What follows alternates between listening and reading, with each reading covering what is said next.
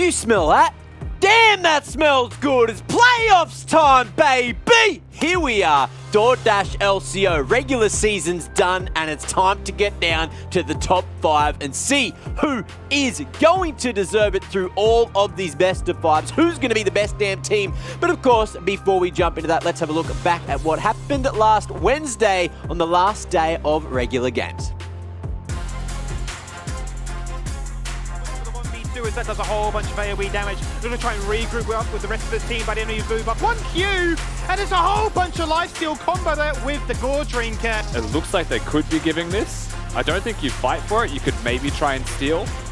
Aladoric's here now, though. Oh, Aladoric's come in with a massive solar flare. That may just be game-changing. That surely is something that you would be proud to deliver.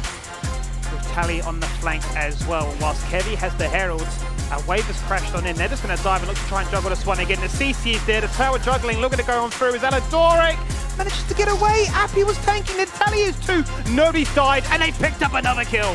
The teleport to, the minion that's taking aggro means that Mammoth is serious about this. Here we go for the sleeve. It's Winter looking for that one. The unstoppable force locks in place too. The smallest supreme display of that talent you will ever find around a defeated Nexus turret. And it might be the same case here for Styles! Oh, Styles! Who hits the Inferno trigger and gets the triple kill. He's been searching for that all game long.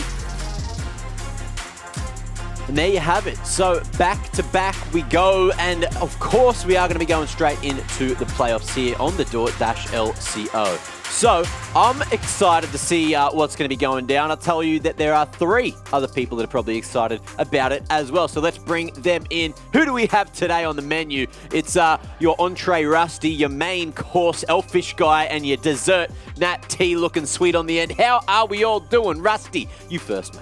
I'm doing all right, Mac. I'm ready to get into these playoffs. We've got 2 best of 5s today, so there's a bloody lot of League of Legends coming at us. So just trying to, mentally brace for the amount of games that we could have.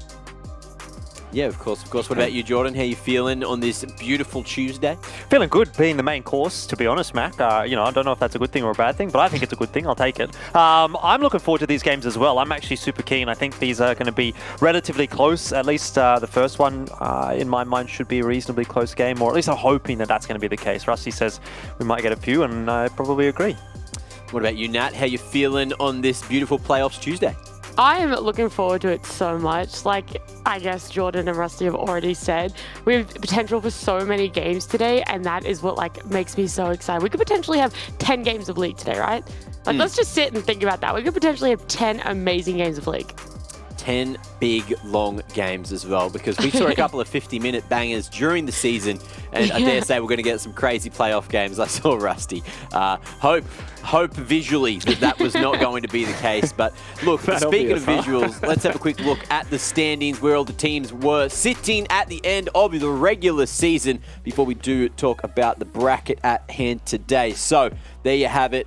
All things said and done, we had a 3-way tie between the 2nd, 3rd, and 4th place team. However, there was separators between them, even though they are all 14 and 7. But it goes to show just how close the top 5 teams are, and how anything could really happen here in the playoffs. Pensionet leading the charge, they're 15 and 6, and Peace, your 5th place team, 10 and 11 with a negative win rate. So we'll see if they are going to be able to make it happen for themselves today. And of course, the 3 teams at the bottom of the table, which did impress us throughout the regular season for a couple of games, and then unfortunately did not get enough going for themselves towards the tail end to get any of them into playoffs and cause what would have been seen as an upset from the start of the season.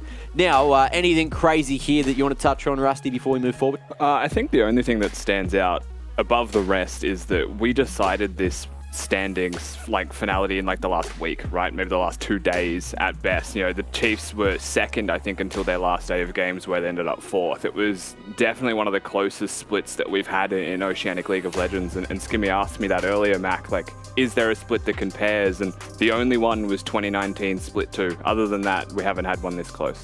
Yeah, it's been a pretty damn close split, all things considered. But look, before we jump into the playoffs, before we talk about the bracket and what's happening today, we need to say farewell to 3 teams, and we'll start with Mammoth as well. So here's a little replay montage of what they did this season.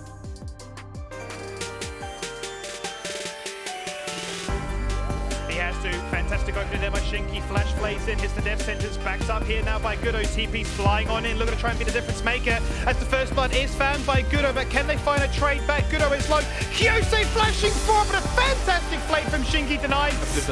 This has to be a 50-50 flip. Gravitas feel pressure that they need to do something right now. Sonic Wave is there. It's getting lower and lower. Thunderspot, they've stolen it! Mammoth have got the Baron. They've got their kills. They get a double. They get it all. They will take it all. But can Thomas Shen find the resets? He's on hit, but he's fallen on down. Which is terrifying now to try and contest those Mammoth, right? You don't want to go into the lane now whatsoever. The Dragon has been secured. Now can they find a kill afterwards? The exhaust instantly onto Sapper as Floppy jumps into his own. But next it's a two-man ultimate into the wall. Gonna fall on down as top laners have been destroyed. There's the bomb, only spreading damage onto Kyose as the flash away will be charged and contained as Gudo finds himself a reset angle. I can't even use the Zonias. It doesn't matter. Item advantage, bounty, everything. Gravitas looking at hard force. Turning attention onto Gudo as he actually gets knocked back into Narnia. Where on earth is he going? Sapphire against the world right now goes golden. Baits out the stopwatch as then the Moonfall comes them through, but more stopwatch and more damage to try and follow this one up as Gravitas looking to find those kills. But now they're jumping on through, looking to try and find those resets as Gwen finds them. But that is with Gudo becoming unstoppable. A double kill. Yeah. You've knocked out Gravitas here and guaranteed that Peace will be the fifth and final team qualifying for playoffs. And Mammoth, congratulations. There's no more time to respect the neck. They're out of the contention, and we need to say goodbye to one of the three teams. Now, any final words for Mammoth before we don't see them for the rest of these games, guys? I do want to jump in. I'm going to do it for every team. I'm going to give you just a really quick sort of stat, I guess, is we saw Mammoth essentially triple their score. They went from, one win in split 1 to 3 wins at this split, which is pretty impressive. And then some people at home are probably thinking, oh, but that's because we had more games, they had more potential to win more. So I was like, all right, I'll check out the stats and I'll look at the win percentages. And they went from a win percentage of 7% to 14%. So they doubled their win percentage between splits. And I got to say, that's pretty amazing. It's a pretty phenomenal showing. Yeah, very good indeed. Anyone else want to say anything about Mammoth, or do we not care about them? It's going to be tough to do that again, go from 1 win to 3, then from 3 wins to 9. But hey, I think we've seen progress from Mammoth. And for me, that's the main takeaway for them this split, to be able to sort of, at least show us something a little bit more than what we saw in split 1 is a good sign heading into potentially, what's coming in the future. And hopefully they're going to do well when we see them again. Yeah, to be clear for Mammoth as well, they showed a lot of heart. They showed that they were aggressive. They liked Chaos League of Legends, and they put in a lot of effort. So I just wanted to actually commend that, even though the scoreboard didn't reflect it, they put in work. Yeah, they definitely did a much better job this season and got so close against so many teams, but unfortunately just couldn't make it happen for more than the 2 times that we saw. However, we've got another team to say goodbye to. This time, it's Legacy.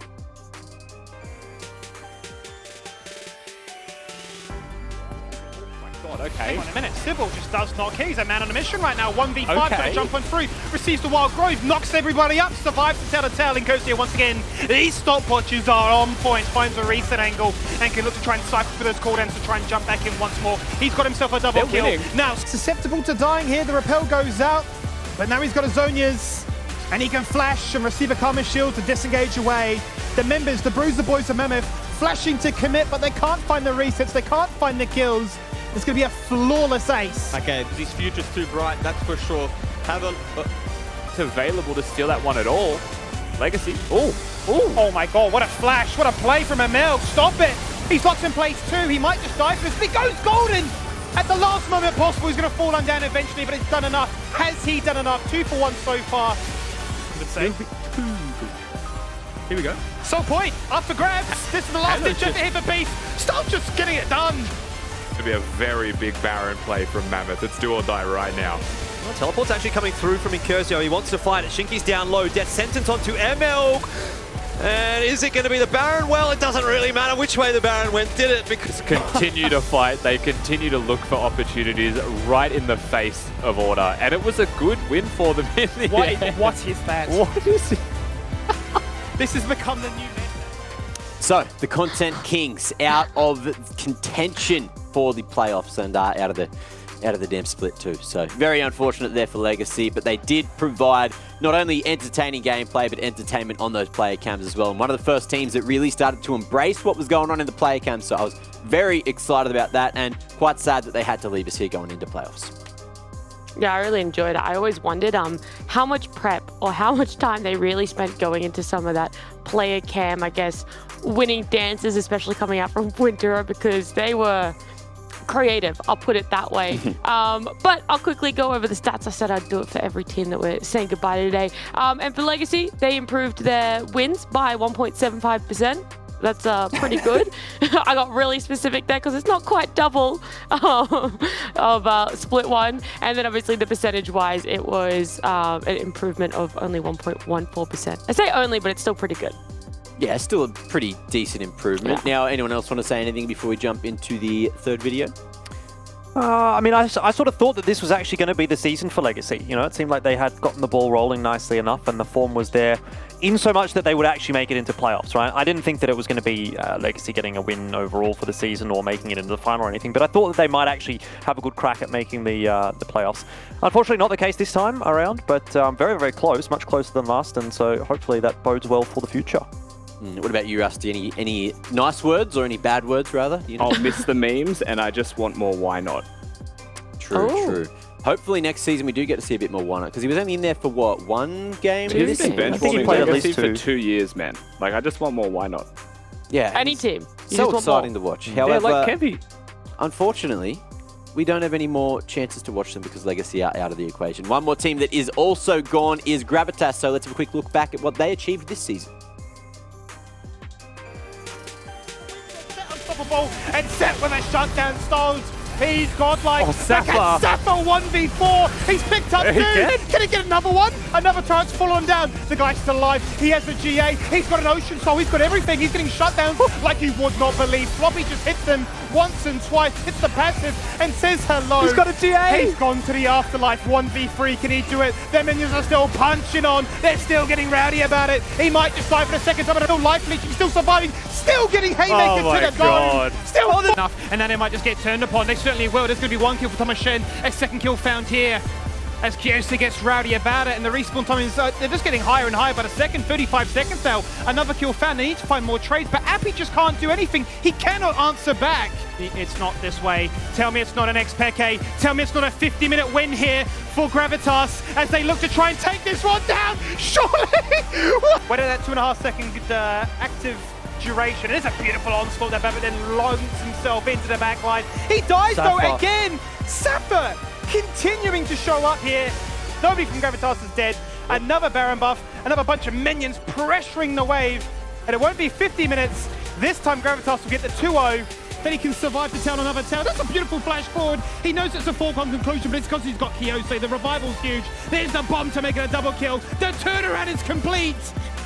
And Akano is a machine. And there you have it. So see you later to Gravitas as well. Even though we thought that they might have been that 5th place team just a couple of weeks ago before they did manage to, unfortunately, lose a couple of ones where they did get ahead, and especially in that last week where they needed to win everything, but they had some very hard games and some hard competition to face. So any final words for the Gravitas boys now? I will just start off by saying that this Gravitas team impressed me from day 1 till day 21. There is not a game that they came in and I was like, oh, you know, I wasn't impressed with what they were putting up and like what they were delivering. They absolutely smashed it out of the park this split. They were coming in as complete underdogs. No one expected what we saw from them, and they just really, really embraced it, and they put on an absolute performance. But again, those statistics, Gravitas, they had 2.3 times more wins this split than split 1, increasing their win percentage by 1.5%. So again, some pretty good statistics, and like I said, they were putting on an absolute performance, and it really, really showed in those wins. Well, there you go. There, thank you very much, StatsNat. What about you, main course Jordan? I felt like it was so close, yet so far for Gravitas. Again, it's sort of a similar storyline to Legacy. If there was just a little bit more consistency from them, if Peace wouldn't have quite had such a good run towards the end of the split, they might have actually made it into playoffs. So it's tantalizingly close for Gravitas, and hopefully, again, that's going to be something that they can look forward to in the future, because if they even improve upon this result slightly, then they're almost a shoe-in for playoffs next time around. Now, if you had to be some kind of shoe or in a shoe, Rusty, what kind of shoe would that be? Geez, probably a Converse, because you can squat in them. Ooh, okay. It's my easy answer. Why are you asking? I don't know, Jordan just said something about shoes and his shoes, so I thought that it was a great segue, but it obviously wasn't. However, Gravitas, I'm sure they're probably fans of Converses as well, but do you have anything you want to say to them for their performance this split going into next year? Yeah. Gravitas impressed me a lot with their between split improvements. The problem was that their mid game dropped off massively, and I think we found the cap of this roster, if I'm going to be perfectly blunt with you. But the individuals have shown that they can come back in 2022 with this time off and you know, get into the top 4 potential teams, some of them. So there's a lot to take away from this year for Gravitas that they should be proud of. Very true, very true. Now, that takes us away from everything that really happened during the regular season, and it's time to delve into the playoffs. It's time to start talking the bracket. So let's bring that one up and have a quick look at where the teams are all sitting. So, as you can see here today, we will be having 2 games on, which is, of course, going to be Order and Direwolves first, then Chiefs and Peace second. Tomorrow, then you get to see PGG, Pensanet taking on one of the winners from this first game you're about to see, and the lower bracket will be the loser of the first game versus the winner of that bot game. So, or lower bracket game rather. So I guess we'll see how it goes for them, and then next week it's just going to be the lower bracket run all the way to finals. So already tomorrow we get to figure out one of the 2 teams that is going to be in the grand final. I'm excited to see how this one goes. And looking at the 2 games we have today, Rusty, which one do you think you're more excited for? I am naturally more excited for the Chiefs versus Peace simply because it is an elimination round. And it's one of those things where, like, I'm going to be sad to have to say goodbye to one of these teams with how good they've been looking recently. But that is, of course, the way that the standings played out, right? And that's the way that they have to play it. You know, they deserve to have the elimination match because of the shakiness they've had throughout the split. But it is still a shame given how good they can be. All right. And, of course, anyone else want to say anything about the bracket before we move on? I guess, quickly, do you feel that, like, out of Chiefs and Peace, one team deserves to win more? Or do you think that they both kind of, like, I guess belong there? I don't know if this is the right word to use, but I'm intrigued to know your thoughts if you think, like, yeah, you know, I see exactly why they ended up there, and it's no surprise. And honestly, if this certain team left, I wouldn't be too shocked. Well, I think deserve in one context. Yeah. Chiefs have played better all season, so I'd say they probably deserve it off of consistency. However, the Peace deserve it from bringing in, you know, the big dogs with all the experience. I don't know if they deserve it. I feel like they should have played better if they want to deserve it. But of course, it is whoever plays better on the day. They deserve it's a rough play word. an elimination round. Like, Peace deserve to be in the elimination round because they've made it as hard as possible for themselves, right? So it's their place now to try and make the run. Of course, now that is it for the bracket chat for the moment. We're going to be talking some key picks. And Rusty, you've chosen 4 champs here. Now tell me, please, why? It's the top 5's top 4, so these are the most banned champions. I know Nat laughed because we took like 20 minutes to come up with a name, but it's a good name. These are the most banned champions through the top 5 major regions through playoffs and patch 11.15. So it's not going to be a crazy amount of information to talk about. The key takeaways here before the specific champions is that there is a pretty big difference between the Oceanic region, the LCO, and the rest of the world with some priorities. So first champion's Renekton. Renekton is a priority champion, not super high in OS. There's certain teams that'll pick it, certain teams won't. But it's, you know, blind pickable and it's flexible, and it sets up really nicely for kill lanes for your jungler, which is important for getting early leads. And Renekton is a champion that I think does well into the Tahm Kench that we're perma-banning. Like, there's certain places where we should be seeing this more. If you disagree, that's just your fault, not mine. Kalista is the next champion on this list. I think Kalista is one of the least seen in OS, with an incredibly high priority around the rest of the world. Kalista's aggressive. And if you can win lane with Kalista, it's very easy to snowball games out. It enables your support. We've got Leona and Rel running around in the rest of the world as well. So Kalista really just plays for the rest of the team. I want to see more of it, but so far, I feel like we've never really seen it successful except for maybe Puma on Order. The rest of it, even from the top 4 teams, have been losses. So they got to sort that out before they start picking it. Thresh was cursed in Oceania, had like a 15% win rate. I think has kind of brought that back a little bit, but Thresh is one of those champions who's on here for a very good reason, and that is because Red Side has taken higher priority, and you can 2-3 blind pick your bottom lane with like a Thresh Aphelios or, you know, Thresh Varus, and Thresh enabling that blind AD carry choice makes draft a lot easier. So I think that Thresh being a high ban in the rest of the world is something that we should see through playoffs here. Jace is the last one who I think fills a similar role to Kalista, where you are picking it to get ahead in lane. You're picking a ranged top lane champion most of the time, and it works well with poke comps. And I think Peace is one of the only teams that we've seen successfully use a poke comp, but I think that was also against the bottom 3 team every single time. So there's a lot to be seen for the Jace. It does actually scale quite well now as well with the changes. You know, Eclipse is a big deal for him. I would like to see more Jace, but the same vein as Kalista, you have to be good at it. You have to be able to win with it, which is, you know, something that might take time for these teams. There you have it. So, anyone else want to say any words on these 4 champs, even though, of course, they were Rusty's choices? Jordan, you're a Thresh guy sometimes. You want to say any words about Thresh? You always ask me. Every time Thresh is on one of these, you always ask me about Thresh. I don't really think I have anything more to say about it. I'm expecting to see Thresh be a bit of a priority, though, in the pick ban phase. So, that's the 2 cents from me, I suppose. Well, then the Kalista. Okay.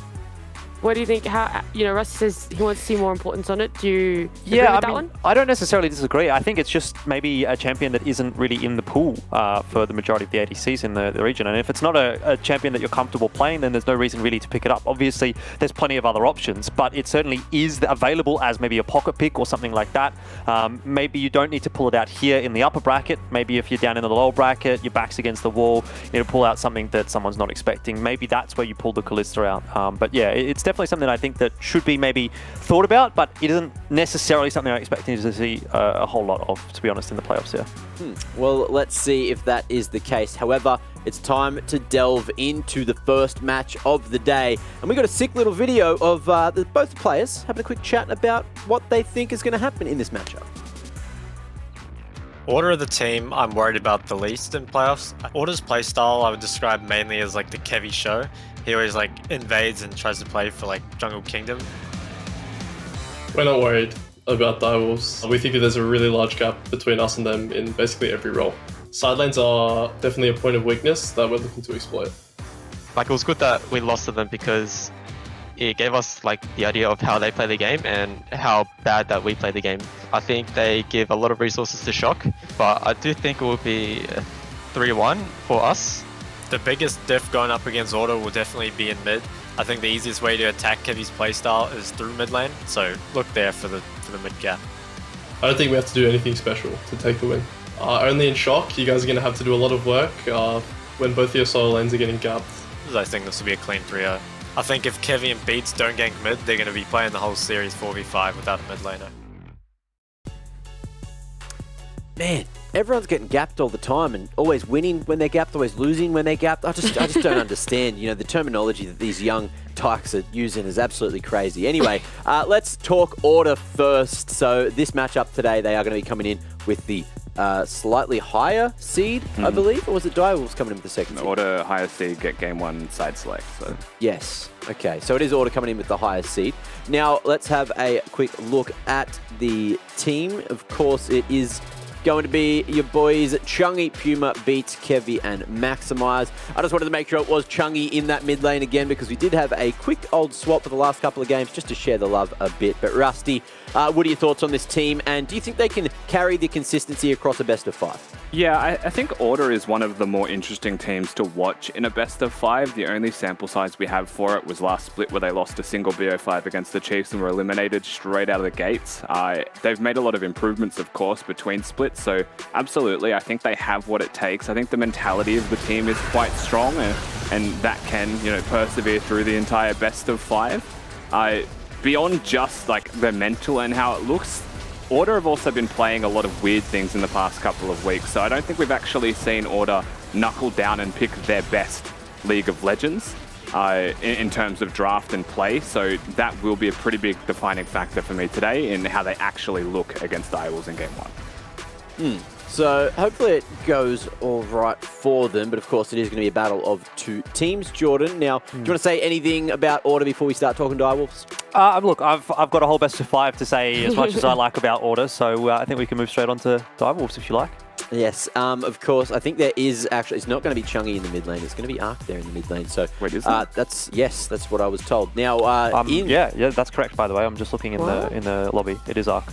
Yes, there you have it. So Direwolves, let's talk them quickly before we question anything else. It is going to be Shotgun Crab, Cupcake only, and Claire. Now, these 5 gamers have been putting on a performance for the last couple of weeks. Earlier on in the split, it was this shuffle, everyone playing different damn roles. No one really knew what was going on, but they seem to have found their rhythm, Jordan. Yeah, they certainly have. I'm actually quite excited to see what Direwolves is going to bring to the table here in the playoffs. They've got, fine form. It's a very similar kind of a storyline to what we saw from them in the last season, where we thought coming into playoffs, you know what, Direwolves is looking like a force to be reckoned with, and then they kind of just got banged out of playoffs. So this is almost a redemption arc for them. They've got that 6-win streak coming through from Split 2, and hopefully they're going to be able to continue putting their best foot forward, essentially, coming into playoffs here, because I think, again, like, it was a missed opportunity last season for Direwolves, and they'll be looking to make amends for that. Well, let's see if they can. And Nat, I heard you have 2 of the players already down on the side lanes for the pre-game. You didn't even organise that one. You've been here the whole time. I was just so ahead of it, that I had them lined up. But I am joined by Maximize and Shock. Thank you both so much for joining me. Maximize, I'm loving the glasses. Do you reckon this is going to give you a little bit more of an advantage into this best of 5? Yeah, this is definitely the final form, so these glasses are going to give us the edge. I love it. I do want to talk about Split 1 briefly. The last time we saw Order play a best of 5, you guys did go down 3-0. I guess, what sort of improvement have you guys done to ensure that this best of 5 might go either in your favor or at least a little bit longer?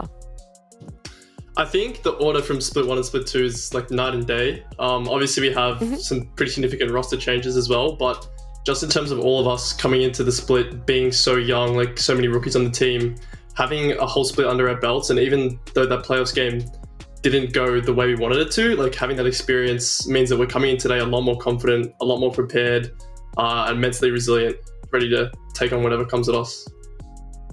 I love to hear it. Shock, it is a little bit of a similar story as well for Direwolves back into Split 1, except you guys had 2 best of 5s that you unfortunately only got 1 game between the 2. I guess, where's the confidence sitting coming into this one, and where has the improvements been? Well, I think in Split 1, we had like a style that worked for us, but then we didn't stick to it for playoffs, and we tried to play different things, which I wasn't too big a fan of. But in Split 2, I think like we cemented our identity even more, and now we're sticking with that. So I think that's why we feel confident coming into playoffs. You say you have that identity. I guess, what sort of advantage is it going to give you over Order today?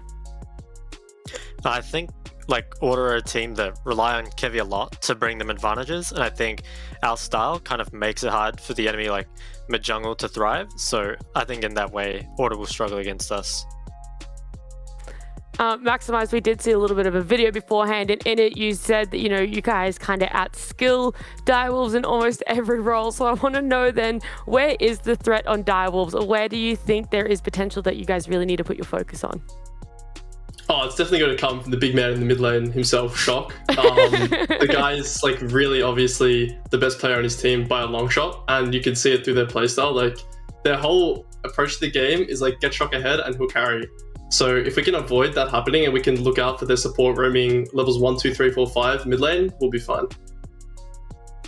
I love to hear it. It seems you both are very, very well prepared for this best of 5. But the last question I have to ask before I let you go is your series predictions. Maximize, if you want to start, what do you think this series is going to go to? I don't want to say it will be a clean sweep because there's just so much variance. So I'm going to predict a 3-1 in our favor. Alrighty, and Shock, what about you? What do you predict? Okay, at the risk of this blowing up in my face, and I feel kind of bad because Max was just so nice to me, I think it is kind of going to be a 3-0 for us, but I could be completely wrong, so we'll just see how it goes. I love it. You just got to put it all out there sometimes. But look, thank you both so much for joining me, and good luck in this series. I'm very much looking forward to it. Thanks, Thank you. Yeah, keen to see where the series goes. Now, of course, that brings us to everyone's favourite little segment. It is, of course, the predictions. So we get to chat about what we think is going to be happening here in the game. And I'm going to be going 3-0s, all playoffs. and it's Twitch chat that's going to get mine right. So I hope that it's 3-0 and they're just always going to go for the one team. Otherwise, I'm out of luck. Anyway, Rusty, I think you're currently leading the charge 62 and 22. You've gone for order 3-2, so you're expecting a long evening or at least a long start to it?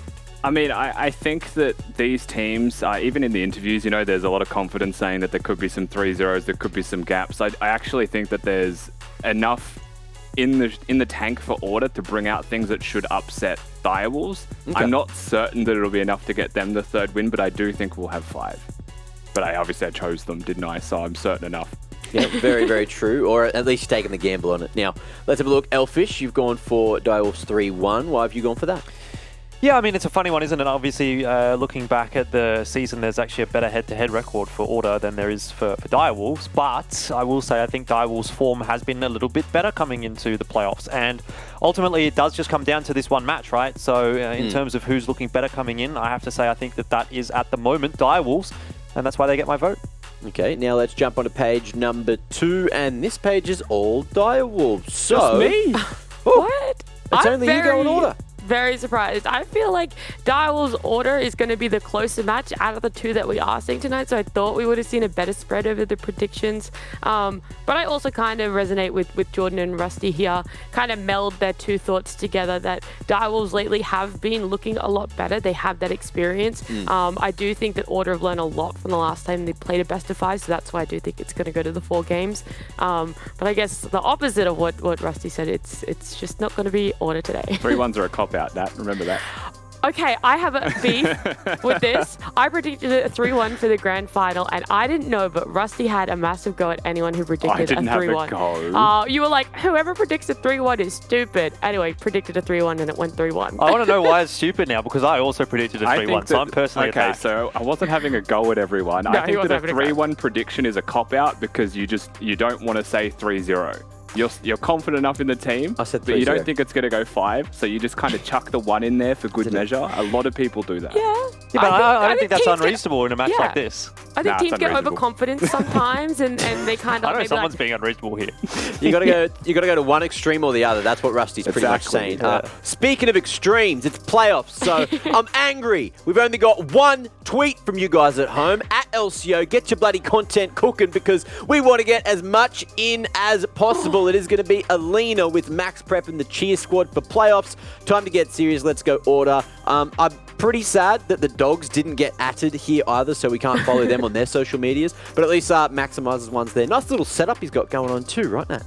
Yeah, it's very... I'm loving this picture. First of all, obviously didn't know he had dogs, but what they are wearing is absolutely ridiculously gorgeous. Like, that is next level. I don't know if you noticed the size of Maximizer's mousepad there, but that was definitely a League of Legends player mousepad and not any kind of other game mousepad. That's the only takeaway I have from that tweet. I didn't, but I reckon he's playing at least 3,200 DPI, so that's something you could say. However, I did hear that Champ Select for game number 1 is ready, so we're not going to keep you too much longer. Here it is. Playoffs are live right now. Excellent, excellent. Let's get it underway. It is Direwolves and Order to kick off the playoffs for LCO split number 2, and we are well underway with the picks and bans as well. All the bans coming through. Galio, TF, Graves taken away from Direwolves. That makes sense, you know, targeting the champions that Order does tend to like drafting. And for Order, Xin obviously targeted towards Only. We have Syndra targeted towards Shock and Bard. The respect given over to Cupcake there as well. So from what I'm seeing already from the bans, it's a lot of respect bans as opposed to quote-unquote meta bans. We're just trying to get rid of everyone's comfort champs. Yeah, if you were to go down the list of Direwolves, right, and name their preferred champions, I guess you would say, it'd be Camille, definitely. Xin Zhao in the jungle. Mid's probably Cassiopeia, but Syndra is in the top 2. And then you've got Guncope who can play any mages, such as the Xerath that are locked in now, and Bard for Cupcake. So I'd say 3 very specific bans like you highlighted have been targeted. Direwolves have gone for the bans that they did against Order last week as well, Jordan, choosing to get rid of the Twisted Fate and the Galio, even though it is Arc playing, not Chungy. That does seem to be a consistency. And Kevy demands Graves bans. That is just a fact of life when you're playing against Order.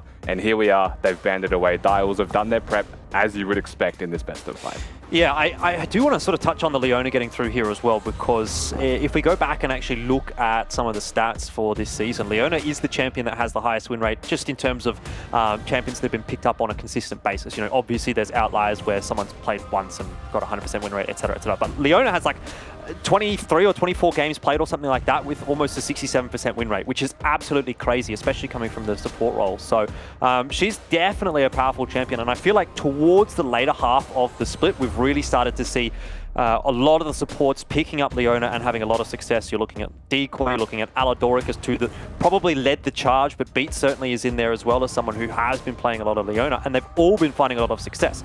So I like to see the Leona come through early in the draft here for Order. I think it's a good pick-up. There are a couple of things here, though, just from the 3 champions that we have so far, is that Xerath has been picked into the Ziggs. It's not the first time Direwolves have done this. Effectively, you're a mage that outranges the Ziggs. You have a good time in lane. Leona is a hard engaged champion, though, which can be seen as a counter to that. And we don't necessarily know about Arc and the flexibility of the Ziggs. We can always say that Ziggs is preferred to be bottom, however, based off results and win-loss rates. So I am looking forward to seeing how the rest of this draft pays out, because if you consider at this point in the draft that Arc wants to maybe take the Cassiopeia away from Shock, which is something that he has played and it's something that we know Shock is very good at, then I think you're playing into the hands of Direwolves. I think you're actually giving them a very good Xerath matchup, even in mid lane if they wanted to flex that. And it gets quite easy to finish off your draft. Order so far, though, do have 3 strong champions in a vacuum, right? We're just considering how Direwolves looked against them. Right now, they've got solid engage, they've got solid follow-up. They have a high amount of damage overall. This should be the Trundle jungle, and it does leave top open to a pretty free, fun experience on the Camille scaling, and it leaves open mid lane for a pretty free counter pick overall with the comps design. It's always going to be nice to get that counter pick against Shock, especially in the first game of the best of 5, right? You heard in the interview, Order seemed to have highlighted Shock as a key point of difference on that Direwolves roster. So if they can do whatever they can to shut him down, then that would obviously be ideal. That said, I feel like Shock has enough in the wheelhouse that he's going to be able to pick something that's relatively safe, or at least he's going to be able to get value out of regardless of what the pick is from Order. And Zoe certainly seems like a champion that should be able to do that. Synergizes nicely with the composition that Direwolves is putting together here as well, right? You've got Xerath, you've got Zoe. That's a lot of poke from those 2 artillery mages. I mean, do you Yone? That's my question here, sorry, is you've now seen the Zoe matchup. You have magic damage in bot lane. You probably do want magic damage mid, so your top side of the map can be more, cohesive and split the damage types. But you see the Zoe, you could pick something like a Yone and have a pretty good time in your lane. And that's not going to be the way that they choose to go here, Order. They are going to play what I would call, and I think we would agree on, is more their style, where their mid laner likes to leave their lane. And work with Kevy, who is really the rising star of the team that can steal the show away if he gets ahead. Yeah, you got a lot of mobility on that mid laner, at least in terms of global mobility, I should say, not so much within the lane, but teleport and obviously the ultimate available for Arc once he hits level 6. He's going to be looking to get around pretty quickly. Did want to touch on the Thresh pick up there as well for Cupcake. Certainly a comfort champion for him, someone that we've seen him play a lot this split, even more so last split. And it sort of synergizes very, very nicely into this bot lane. You are able to keep that Xerath relatively safe. It's the same concept as the Thresh Aphelios lane, where the Thresh is just there to make sure that Xerath can get through the lane. It's also a decent matchup into the Leona as well. Right? Anytime the Leona wants to try and make an engage happen, you've got the Flay ready, or in theory, you should have the Flay ready to make sure that that's not going to be possible, at least prior to level 6. Things could get a little bit difficult down in that bot lane by the time we hit level 6, but let's be real, by that point, you're going to have teleports coming down from all over the place. You're going to have Arc roaming down as well to help out the Ziggs and Leona, and things are going to get a bit crazy from that point onwards. So overall, I like what we've got here, actually, to be honest, from Direwolves. I think they've pretty much across the board got comfort champions, and I think that bodes well. You want to get yourself onto those comfort champions right out the gates. Make sure you remove as many variabilities or potential hiccups that you could have in game 1, and really just, build a nice platform in this best of 5 to start to move forward into the deeper parts of the series. For sure, and I mean, only on his Viego, last time we saw him play this, it was against Order. I think he went 11-2, working in tandem with Claire on the top side of the map. There's a lot to speak about, like, with the comfort of these champions, beyond just the comfort, right? We can actually look at the performance, and, you know, Claire's Renekton, something that we spoke about, definitely will have Viego playing towards top side a little bit more. If Cupcake's freed up in bottom lane, he has a Zerath, it's entirely possible. We can see a lot of active movements from the entire composition of the Direwolves. Indeed, indeed. All right, well, Rusty, we obviously like to dig into the minds of the coaches as well and get their insight. Today we've got Order's coach to start things off. It's Calvin, and of course we'll be jumping into an interview with Farmer into game number 2 to get their thoughts. But Calvin, well, congratulations for making it to the playoffs yet again, but things are about to get a little bit spicier. You've got an interesting matchup ahead of you here against Direwolves, and I think the question on everyone's lips is why Arc, right? He played the couple of matches towards the end of the season. It's a big, I suppose, opportunity for him coming into this match in the playoffs, but you've been running Chungy the whole split, and now Arc's come in for the last 2 matches and playoffs. So are you just feeling a bit more confident with him in the mid lane at the moment? I wouldn't say it's like we're confident, you know, with Arc or Chungy, like, you know, we're taking one or the other. We've actually practiced with Arc for basically most of this split. So we haven't, you know, had the time to bring out Arc during the split. But Arc is a player that we've been, you know, developing for this entire split, and we think that Arc is going to bring in a different sort of style or like different coordination within the team, and that would bring up that would, I mean, the whole plan is basically to try and throw people off. Yeah, I mean, it certainly threw us off. We thought it was going to be Chungy, then we had to sort of do a double take when we found out that it was Arc, but, you know, hopefully it's thrown a fox among the henhouse for Direwolves as well. I want to ask you about the form coming into this match as well, right? We look at the 2 runs that yourself and Direwolves have had. You come off a couple of losses in the final week of the split, whereas Direwolves is now on a 6-game win streak.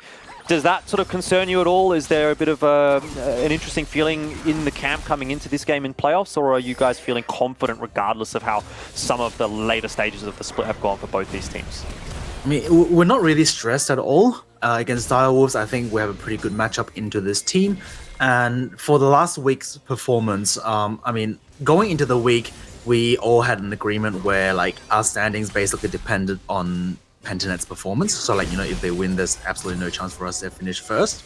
So we were doing a lot of limit testing. We're doing a lot of, like, roster, you know, we tried roster swapping Arc into a lineup, and basically we didn't really, you know, think about, you know, oh, we want to go into the last week and just win, but it's more so just testing the waters. So last week's performance doesn't really bother us at all, and going into this series, we're pretty confident going into Direwolves. Indeed, and obviously you guys played against Direwolves last week as well. Was there many learnings to come from that match? And I guess what are the keys to victory today for yourselves? I suppose without giving too much away, obviously, given that this is game 1 out of potentially 5. Yeah, we did a lot of like reviews into how Direwolves want to play, you know, the player habits, etc. So just keep an eye on, you know, the dynamic change that we bring in with our drafts in our lineups. Awesome. Well, certainly looking forward to it. Thank you very much, Calvin, for the quick chat, and I wish you the best of luck for this series and maybe the rest of the playoffs as well. Thank you. Awesome. All right, Rusty, let's see what we've got so far. Not a huge amount to break down. No, basically both teams have had full clear junglers. They both passed to top side. They ran into each other. They had a little skirmish. They then both reset to bot side where they found each other. But every single time that Kevy and Only have met, Direwolves have had priority. So they've either had, you know, first move or just more of an opportunity to win the 2v2 skirmishes, right? Bot lane's been pushing since level 1. Beat's got experience, lost from being zoned out. Claire's been pushing Max under the turret from the wave 1 of this game. And mid lane's the only place that really has some kind of neutrality, but Arc is a champion that needs to early reset for his tier because he's playing Ryze. So it's been pretty rough to be Kevy. Only's had pretty free run of it overall. And you can see that reflected. While right now they're even in camps, they're even in CS, there are so many more camps available for Only after his reset to pick up. So it will start to make a difference in the next, minute and a half coming into level 6. Yeah, it'll certainly be a bit of a sore point for Order when we've talked about them in the past. We've certainly been focusing a lot on Kevy, his inclusion into this roster as a new addition for Split 2 and the difference that has made for the team. So he's been, I suppose, a key factor for them. If he gets behind early, could be a problem. And we know how quickly someone like Only can snowball a game as well, particularly on a champion such as Viego, which is, a very, very snowbally champ by nature once that level 6 comes online. Looking at a 3-man dive bottom lane and top lane almost simultaneously here, however. Gunkrab in big trouble. Yeah, only has the teleport here. No defensive spell. Nothing really to be done there. However, there is a trade up on the top side of the map. Only isn't going to be able to get too much more onto Kevy as he walks away to safety. So a 1-for-1 overall and an exchange of damage toward both towers. Might actually favor Order here. It definitely does favor Order because the Ziggs lane has a free opportunity to catch up, right? There was like a 15 CS gap where Gunkrab was starting to push ahead, but it's the kill going to the Ziggs. It's turret plates as well going the way of Puma, which is exactly where Order want their goal to be. We just quickly look at top side. Claire does engage that one with the stun. It makes sense, Renekton very reliable engage, but beyond that, beyond the execution, I am wondering why Maximize was positioned as aggressively as he was if they were making a play on the opposite side of the map. I know that he's near his turret and he is a Camille, but the enemy team has so much kill threat and he does get punished for that, even if Kevy's top side, Jordan, which may be the reason. He may have felt safer because his Trundle was there, but his Trundle was doing Krugs. It's not there to protect you. Yeah, and you die so quickly in the early game, especially when it's a 3-on-1. You just get blasted before you really have the opportunity to do a whole lot about it. End of the day, it is a 1-for-1 trade, so neither team can walk away hugely disappointed.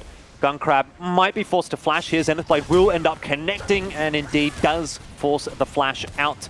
Cupcake is lurking, looking for something else here, and will actually manage to land a death sentence onto Kevy. Something happening now. The pillar goes up, but Only says thanks very much as he snaffles up a kill for himself early on in the piece. Yeah, only significantly further ahead of Kevy overall. Kevy, I believe, had the flash, but just gets crowd controlled and was always going to die, it felt like, and chooses to keep his own summoner spell.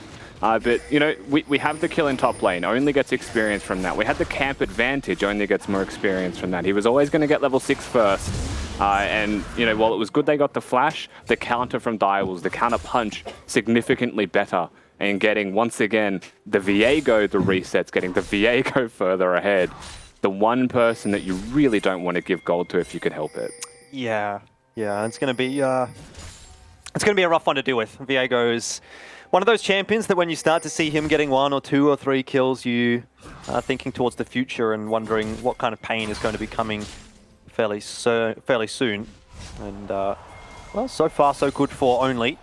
He progresses along nicely in the mid lane, somewhere that we really haven't been spending a lot of time. Things are relatively even. We do have that 1 assist for Ark as he was able to roam down to bot to pick up the initial kill onto Gunkrab. But, about a 10-15 CS advantage for Shock does sort of weigh it out quite comfortably. And both of those mid laners are able to pretty much have their own game as they'd like. Both of them scaling nicely through into the mid game, but I think it's once we get to the mid and the late game where they're really going to start to flex their muscles a little bit more so. Oh, if that hook hits, you've got Only hovering in the flanks there. So definitely a possibility the fight was going to happen. So bit of chess, bit of vision tango going on here as the supports start to get active around the whole map. But again, this time it does dissipate, where in bottom it was successful. And, it's also a plate in mid. So I think overall, Shock may be just slightly ahead. But in saying that, Ark helps his bottom lane get through the difficult part of laning. Not that it gets significantly easier anytime soon for a Ziggs to deal with the Xerath if they're stuck in 1v1s and isolated. And that is a major part of why I like the Direwolves composition so much here, is Ark in trouble. Certainly is. Gets put to sleep. Shock able to get forward with the Ignite, and that will be a kill in the mid lane. Seems like there was a bit of an assist there from Cupcake, but it might have just been a lantern to grab himself that extra cheeky bit of gold. I think by all rights, that is a solo kill from Shock. Yeah, I mean, Ignite on Zoe is going to be quite difficult to deal with. That was the second Ignite we've seen him use on 2 waves, and it really is as simple as hit the bubble.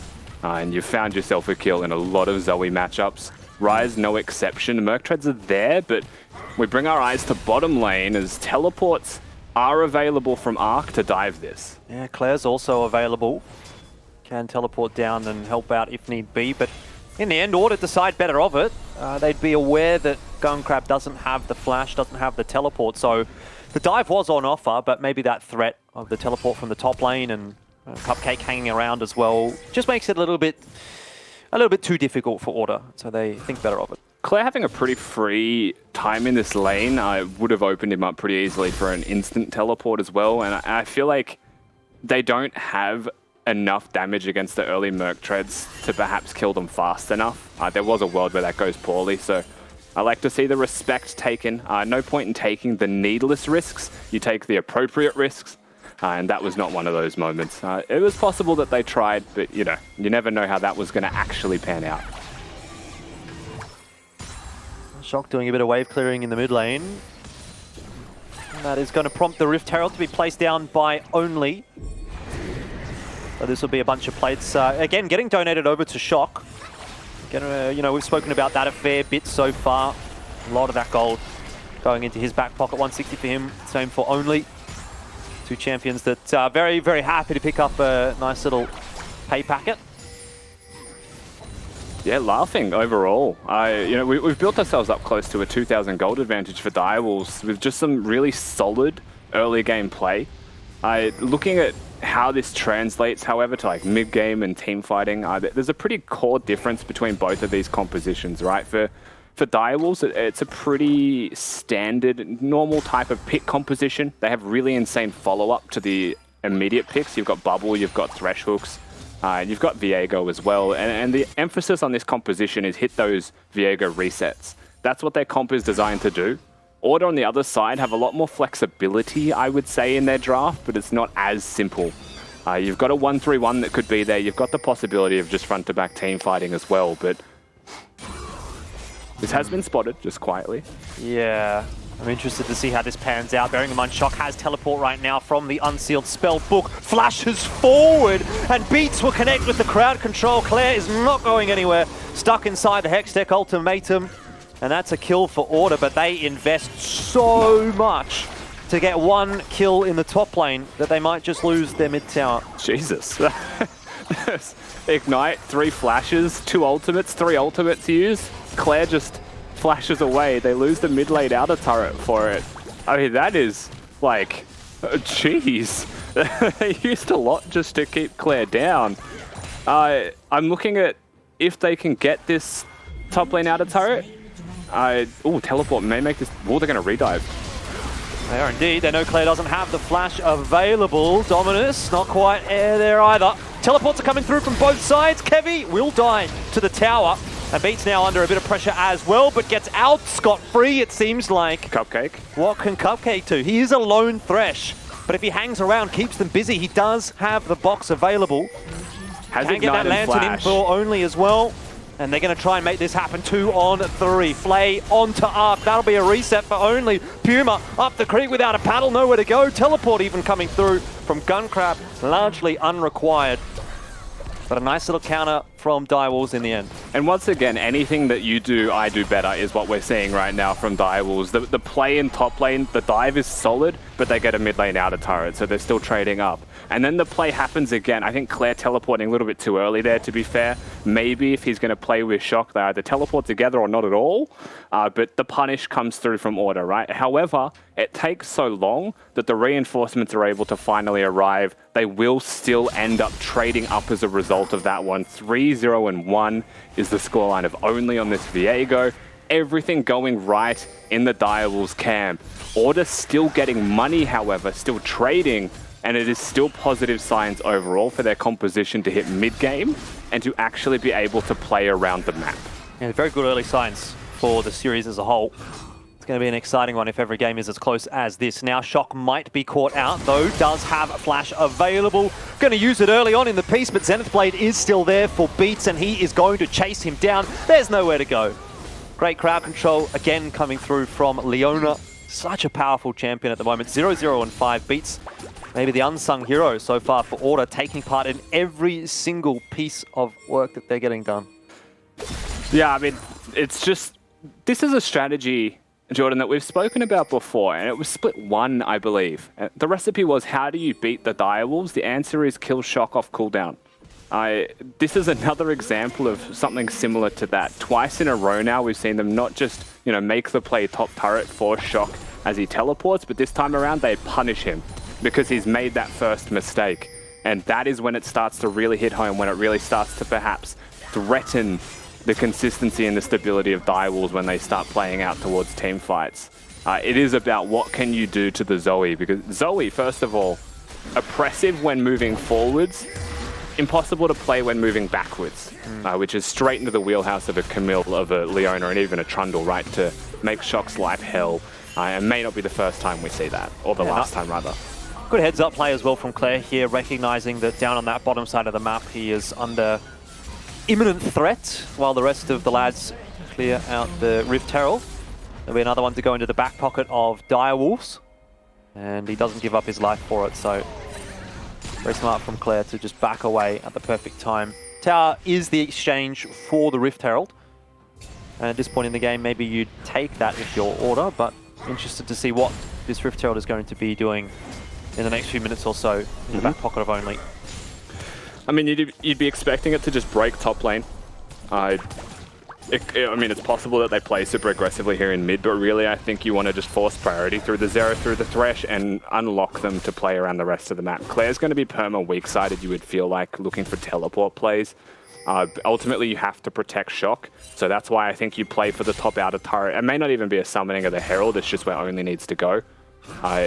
Keep him alive, and you'll have a good time through mid-game. Don't keep Shock alive, and the 1-3-1 can start to get some serious win conditions. That's where you're looking at if you're Direwolves. Stability is your friend. Well, still hanging on to the Rift Herald for the moment. Dragon coming up in 50 seconds means that maybe Direwolves can play that push and pull kind of gameplay. Chuck the Rift Herald down, force Order to, deal with that while the rest of Direwolves head in the direction of the Dragon, and that might well secure Soul Point for them. Yeah. The Dragon on offer here for Direwolves, and it doesn't seem like Order is going to be feeling too confident in taking that challenge. Yeah, objective control so far has been pretty comprehensively into the hands of Direwolves. It doesn't look like you mentioned, they're going to be contesting this one at all. Arc actually needs to be very respectful and not show after he clears this wave. So this is one of those points where we'll see the mettle of the man. Herald actually going to be summoned here, so this could be the 2-for-1, just outright victory using the map properly here as Direwolves. Yeah. Looks like Order wants to try something up in the top lane to, at the very least, trade the tower, maximize and beats, making sure that they get something out of this exchange. But as you mentioned, it is a 2-for-1, right? One tower goes down for Direwolves, but they get a tower, they get the Dragon. Top. And you've got Arc and Puma that have cleared the Herald, so this is a... Wow! Oh, Order trying to get aggressive, trying to pick the pace up a little bit. Claire very quickly will fall, but Maximize still tanking that tower. Cannot get out to safety. And it ends up being a 1-for-1. In the meanwhile, the Dragon went the way of Direwolves, of course. And now the chase is on. Beats nowhere really to go. The Moby Boots do get reset. He's going to have a long run ahead of him, but the pillar... Oh, Only actually with a wide useful. Flag. He's got to be able to catch surely. Beats down. Slowly but surely, Beats is going to have to realize that he's not getting out of this one alive. And that is another kill in the back pocket of the Viego. 4-0-1. Very scary indeed. Kevy was considering a beef there. He just chooses to go for the red buff. Only does find him, but has no ultimate. So this is a situation where Kevy could have considered. But again, you don't necessarily know the whereabouts of the Thresh, who could find the hook, and then you're just dead. So they're going to be safer. And the thing that we haven't considered, that I do think it's important to highlight, is that the map... We'll hold that thought. Indeed, Flay from Cupcake, trying to keep himself alive, is forced to flash as well. Arkin on the flank won't quite be there in time. Did use his teleport to get to that fight. Okay, we might have a moment to highlight this. Shock gonna, try and just keep the wave clear, keep the wave trimmed. We don't have a moment, do we? No, we don't. Pillar's going to come down. X-Tech Ultimatum in there as well. And Claire, well, there's the Pillar eventually. Where's There's Ark? going to be a little bit too much to deal with. But for the moment, Beats is caught out. And so it's a 1-for-1 again. Direwolves grabbing that kill and sort of donating it over to Gunkrab, which is nice for him. I think Ark's ultimate got cancelled as well. Ooh, wow. Only he's feeling a little bit keen, maybe a bit too keen, as he gets trapped inside of a rune prism under the tower. And that is a big shutdown for Puma. One more.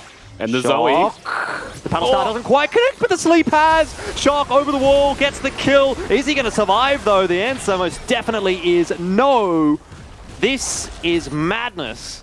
What on earth is happening? All of the stability, the slow, methodical League of Legends that we've seen has just been completely thrown out the window here. And now we've just got aggressive, bloodthirsty, kill-hungry League of Legends happening consistently. And I'm going to say my point finally, Jordan, because it's important. The map is so open because Order have been actively trading to the Direwolves plays, right? You summon Herald mid, we're going to take 2 turrets top. This has been consistently happening, and what that means is that the map is so incredibly open and unsafe in every side lane. It is almost impossible at this point in the game to place comprehensive vision and stop these picks from happening. So it is about how you react, you know, and are there worthy sacrifices, or is there someone playing appropriately super defensive knowing that, you know, you don't have vision in areas.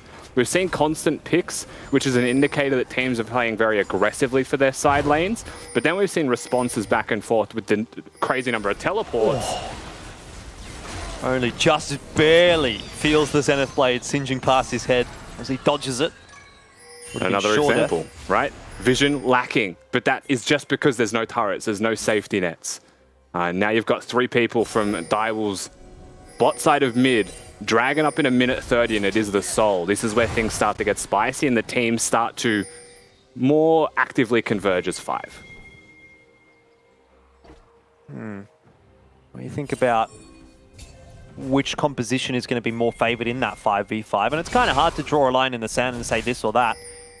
For me, the one striking thing that I'm looking at is obviously only on the Viego. If he gets into a 5-on-5 and starts to get some resets, you know, if he gets a kill onto Maximized and turns into a Camille or into a Trundle or a Rise, then it's really going to start to make life quite difficult for Order, because he'll then be able to chase down the likes of that Ziggs, which seems to be the point of power for Order at the moment. Not that he couldn't do that as Viego anyway. Yeah, absolutely. And he's like, just for the composition, right, he's going to be the point of power. How does Order deal with a Viego? With their composition, because he can just rush Wit's End, it really is on Maximize, and then I think they're playing their composition probably differently to how they would like, because Max should be killing Shock, should be killing Gunkrab. And I think that this is going to be one of those moments where it is just only diff, you know, come those team fights. But with Dragon in 15 seconds, we'll probably get to see exactly how that plays out ourselves. Oh, Claire might well be caught out here as the pillar comes up. Kevy almost looks like he's committed to the tower collapse dive. is coming. The teleports come through from Puma, as you say, one from Shock there as well, and the collapse is starting to arrive. Now, Ark, you can remember, will be able to teleport down with the Realm Warp. Can he get there in time? Can bring Beats with him as well? It's a big, absolutely crazy team fight, and the first loss is going to be a Maximize only. Turns into a Camille and starts to chase Order down. Not too far to go. Kevy low on HP. Death Sentence in there from Cupcake. Beats tries to turn it back on its head.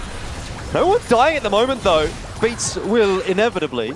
And Direwolves come away the eventual recipients of just the couple of frags. It wasn't a massive win for them, but they do get to get control of the Dragon. They should get as well. the Drake. They should get it. It was a 2-for-1 trade, and while the Jungler of Order is still alive, he has no health and he used his Smite. So it's just going to be a free objective. It is going to be the Cloud Soul going the way of Direwolves, and that's really nice to have.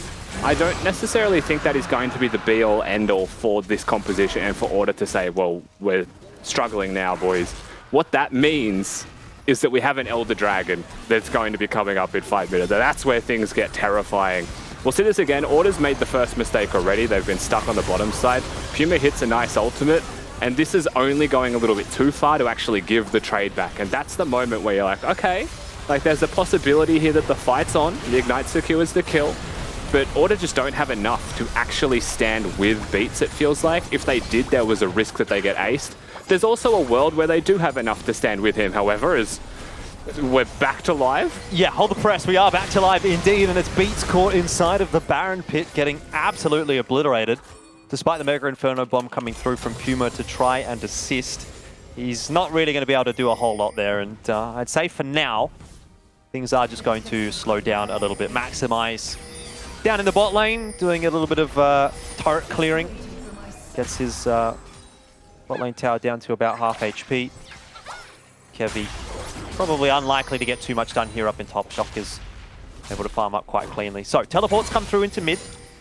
That was Gunkrab, who has managed to hit 6 Dark Seal stacks. He's been quietly plugging away at that. Something that he bought very, very early on in the piece, so has only got the 1 kill, but he is starting to become a bigger and bigger threat as this game goes longer and longer. Claire to match maximize down in the bottom lane. Both sides quite happy to just take the next few minutes as a little brief moment of respite, but of course that timer ticking down, 4 minutes and 15 seconds on the clock for the Elder Dragon is when things are going to start to get a little bit more exciting. I think if we're going to look at how the next couple of minutes of this game plays out, when there is just a Baron on the board, I think that favors Order, because the map being so open, their 1-3-1 composition can start to come into its own, can start to split push.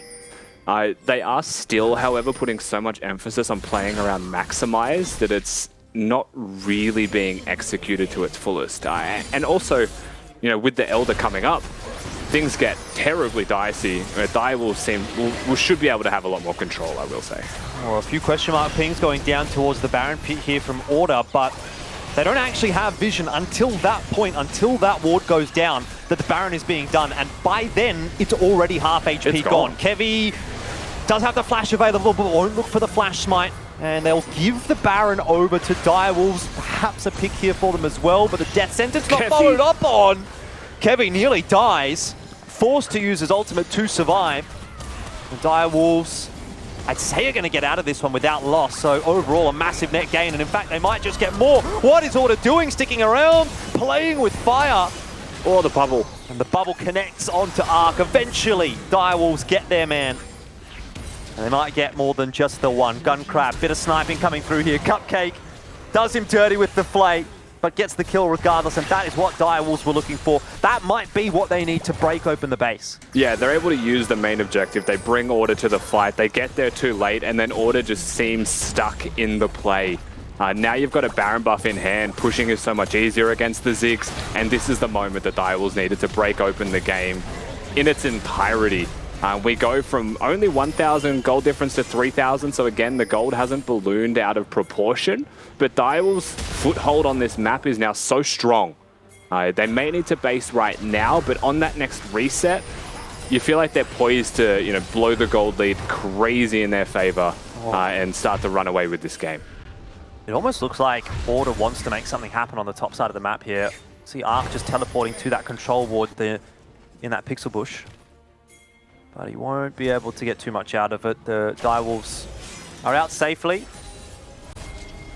I mean, a minute and a half left on the Baron buff means that it isn't going to be available when Elder spawns, so we will have another big fight over the Elder that isn't aided by the Baron.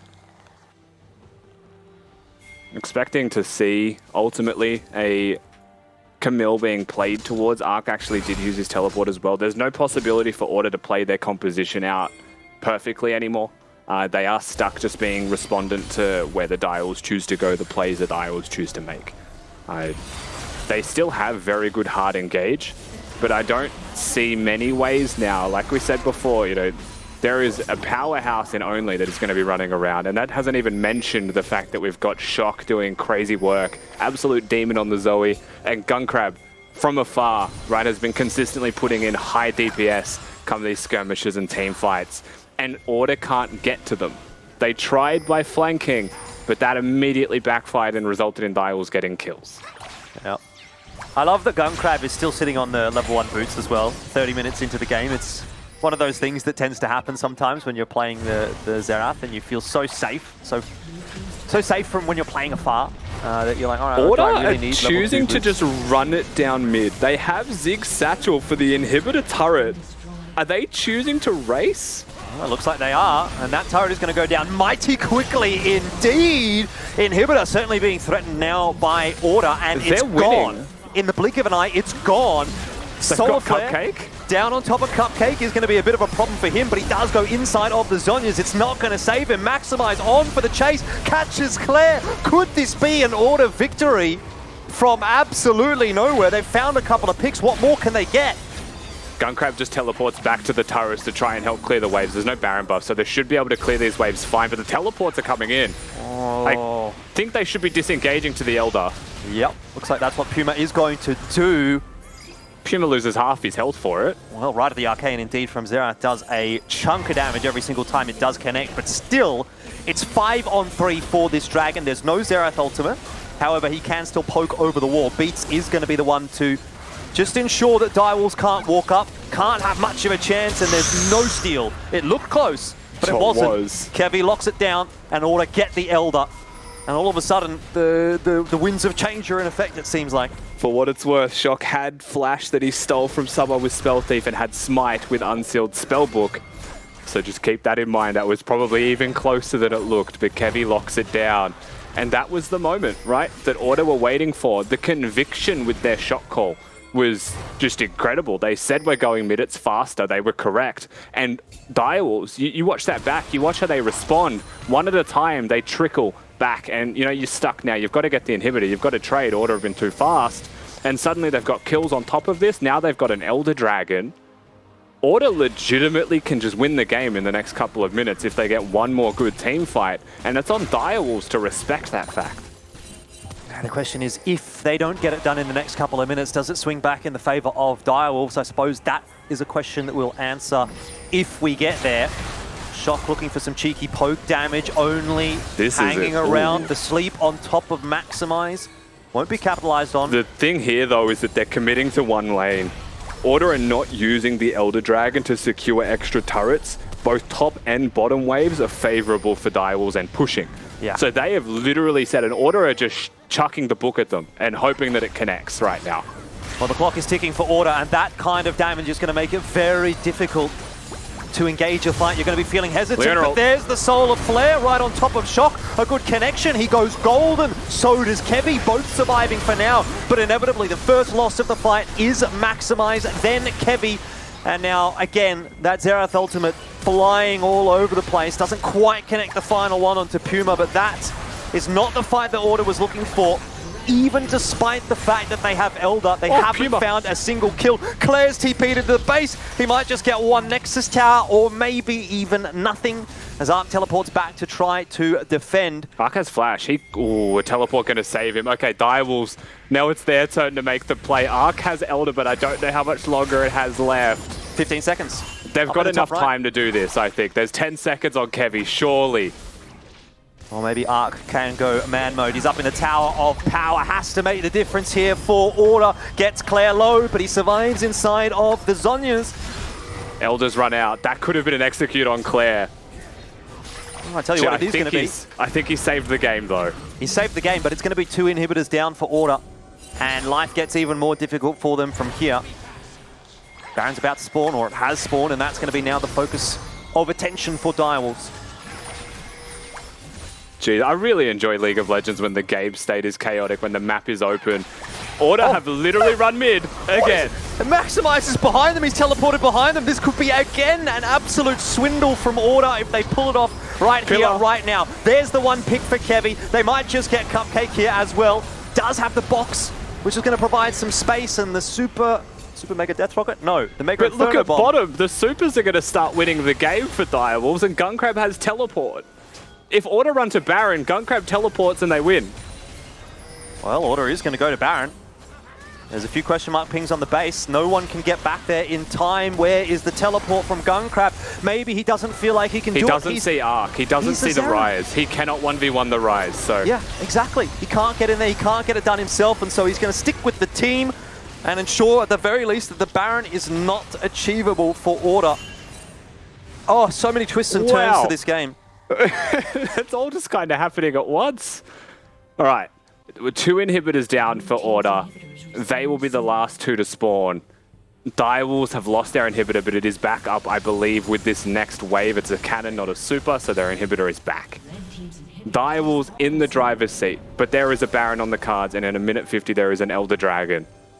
So we kind of hit this point of nothing currently existing on the map, but it is so volatile with the supers pushing in that it's very difficult once again for Order to get anything done. However, their composition has the Leona, it has the Ziggs, it has the Camille. They're just lacking in those teleports now, which makes this so difficult. Well, to be fair, I mean, Claire and Shock don't have teleport either. Gunkrab does. So it's not much better on the Direwolf side of things, and now that 1 inhibitor has at least come back up for Order, they only have to really worry about the mid lane. Of course, the mid lane inhib is not the most difficult to deal with. Spending a lot of time in the mid lane regardless, should be clearing those waves. Is just tearing them apart. Every time he hits a spell, it's a 1/5 of the health or a 1/4 of the health that just steadily goes. Direwolves are sitting on a ward, by the way, so it's very obvious. They're going to look for something. The pillar's going to come down. Maximize is asleep right now and is potentially open for the angle from Only. Look at the ultimates flying across the map. Puma again, just dodging the final one. I'm not sure it would have killed him, but it would have been very close indeed. I feel like it might have if he had Scorch and Comet. Yeah, and a Luden's proc maybe. Yeah, true. And now Direwolves are pushing mid. This game, throw away to side select. We're all just going to stand in the middle. It's an ARAM now. It is an ARAM. Yeah, it's an ARAM. Probably need to get Skimmy back in here. He's the expert. True. See which team he thinks is going to come away with the win here. And it certainly looks like it is Direwolves in control of the game at the moment, right? They push that mid wave in. They look towards the Dragon. Elder's up in 10 seconds. And Kevy only now just resetting. Although, side's better of it. He's actually going to stay behind. He's second guessing himself. He's back on the reset once again. Awkward time for Order right now. If it's an ARAM... Teleport bot lane! Oh my god, okay. There's 2 people bottom as well. The Elder's going to be traded for an inhibitor. They're just Zoe's teleporting to the Nexus turrets to help defend it. Order just is keep literally throwing just sending chaos. But you know what? They might not even get the Elder. I wonder what's going to happen up over there. Who got it? It was in the end. It was Only. He got it. But in the end, we're still looking at Order trying to end the game. Puma so low, goes down to an Elder proc, but the Nexus is open. Kevy surely won't have enough damage to get it done here himself and will fall down as the Nexus is only at 1/3 HP. Okay, but there's no teleports. So the game doesn't end here, right? Maybe it does. Only's going to walk mid. It takes the rest of Only's team that much time to walk to the Nexus itself. And Beats isn't there to stop him. I think the game ends, actually. Only in the perfect position. Yeah, Beats, he was trying. He was sort of caught in 2 minds. Do I try to go for the back door? I can't really defend the base as a Leona on my own, especially against a Viego with an Elder. And you are correct indeed, Rusty. Game 1 of the playoffs of LCO split number 2 will inevitably go the way of Direwolves after a massive tug of war. It was a roller coaster. And Order, I mean, they had their opportunities, didn't they? They really gave it their best crack, but perhaps just a bit too over-eager to push that base down in the end. At the end of the day, one team was just too strong at the ARAM and Order choose to go to a different lane, and that starts to be their downfall. To be fair, with a Nexus at half HP, that's how close this got. What an absolute chaotic game to start a best-of-5 series in. That's one of those moments where all your preparation, all your planning, you can kind of throw that away because that's not what you saw in that game, right? Beyond the draft, we just broke turrets, opened the map, and just welcome to the chaos. Yeah, I'll bring Mac into the conversation here. It sort of feels like once you get to that point of the game, you know, any one of those fights could lose or win you the game, and those are the most hectic, the most scary fights to be taking part in. Yeah, I did write down some notes. I really loved the Super Mega Death Inferno bomb. That was a new ability. That was very good. So congratulations everyone that plays League of Legends. We just unveiled a new ability here in League. Also, there was a point where you said Shock had Smite with the Unsealed Spellbook, and it was dangerous where he was close to the pit. But does that Smite still only do 450 because it's not like a red or a blue Smite, Rusty? I think it depends on the type of smite that you pick up. So like if you took you a steal smite it. from Kevy and it was a challenging smite, I believe he would have access to the 900 damage from it. He also had his Q coming in for paddle star damage, so technically without damage smite regardless. Yeah, right. Well, that would have been sick. Unfortunately, we didn't get to see that, but I just wanted to, clarify the mechanics of the game in that sense. However, a crazy damn game. There were so many times where I was like, oh, Order's going to finish, oh, Direwolf's going to finish, oh, it's happening! And then it just never happened. Well, it did happen eventually. They kept on getting dragged out, and you could see both these teams just really wanted to win, but just couldn't figure out how to make it happen. Some great counterplay coming out on both regards. But in the end, Direwolves just taking that first damn game. So, let's see where this one ends up, It's if that was, I think it was like 40-something minutes, right? In the end. Yeah, thereabouts. Yeah, something like that. 38 minutes or so. 38 and a half. I'm just looking back at some of these replays, and I'm kind of keeping an eye on potentially the end here. Yeah, this is what I'm talking about. Maximize is actually dead, but he has teleport, right? So imagine if instead of trying to take the fight at Elder, right, he gives Elder, which inevitably went over to Viego anyway, if he teleports into the base with the other two, do they actually end there? Does Order actually get enough damage onto the base? The little things that, maybe wouldn't have made much of a difference, but something that you're thinking about as a player and you're probably going to be going through in your head for the rest of the evening. Well, the funny thing is those what-ifs don't matter now because you have another game in 10 minutes. So it's probably better not to think about it and just to accept that reality because in the same vein, he was stopping bases from Direwolves. So maybe if he teleports, they just recall and the same thing happens, but we'll never know.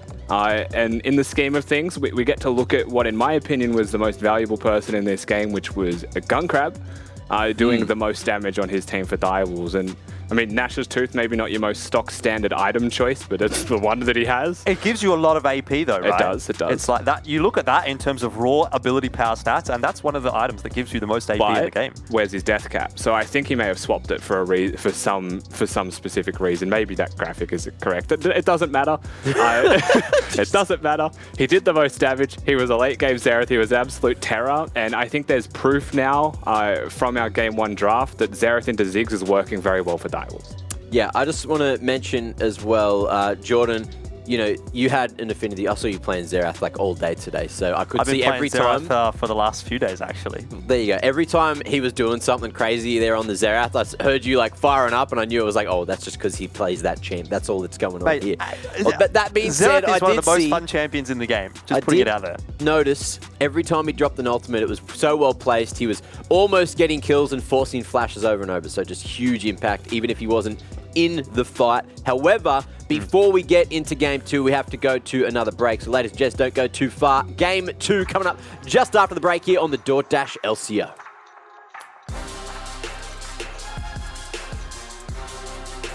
It's gone. In the blink of an eye, it's gone.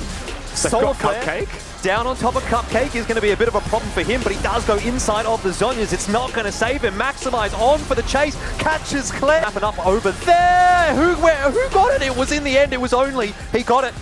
But in the end, we're still looking at Order trying to end the game. Don't you stop.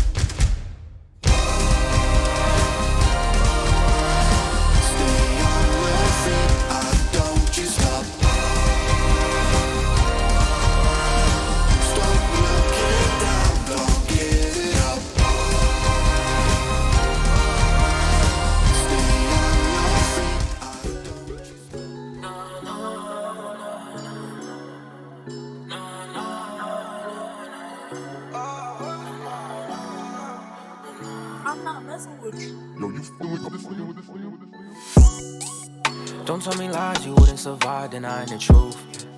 Go pick a side and stay on my way, I don't gotta prove. Nothing, they think I'm bluffing, yeah. But they selfish, I stand my back and run it up. Don't tell me lies, you wouldn't survive denying the truth. Go pick a side and stay on my way, I don't gotta prove nothing, they think I'm bluffing, yeah. They selfish, I stand my back and run it up. End of the day, it's gonna be okay, and that is enough. It seemed like drama always seemed to follow. End of the day, it's gonna be okay, and that is enough. But I'm staying true and real wherever I pour a cup, we raise it up. Another one, I'm done with trust. Can't turn my back, stay grounded. We see them people doubting. Got flows, they too melodic. One more, but they done got it. Stay in my lane like Robin. We bring that rap like Titans. I'm way past all that fighting. I'm done with all that nonsense. I time to shine and use our knowledge and abuse. This beat and spew the truth. I'm fucking sick of you. Don't tell me lies, you wouldn't survive denying the truth. Go pick a side and stay on my way, I don't gotta prove nothing, they think I'm bluffing, yeah. But they selfish, I stand my back and run it up. Don't tell me lies, you wouldn't survive denying the truth. Go pick a side and stay on my way, I don't gotta prove nothing, they think I'm bluffing, yeah. They selfish, I stand my back and run it up. I can see you once and you won't survive out here in the cold. They keep telling lies so the next surprise and they do you wrong. If you got something to hide from all of my guys, I don't wanna know. Say she down to earth, but she always high, she blowing my phone up. She too wild, can't control her. They all wanna know us. I put that boy on a poster. We grew up with no love. Look around and had to grow up. Now it's time to go up. Don't be talking from below us. Yeah, I call your bluff. Think that I won't. Aim in the heads and I come for your throat. Again and again and again till it broke. I give them a verse and I'm giving them hope. They want me to do it free. I say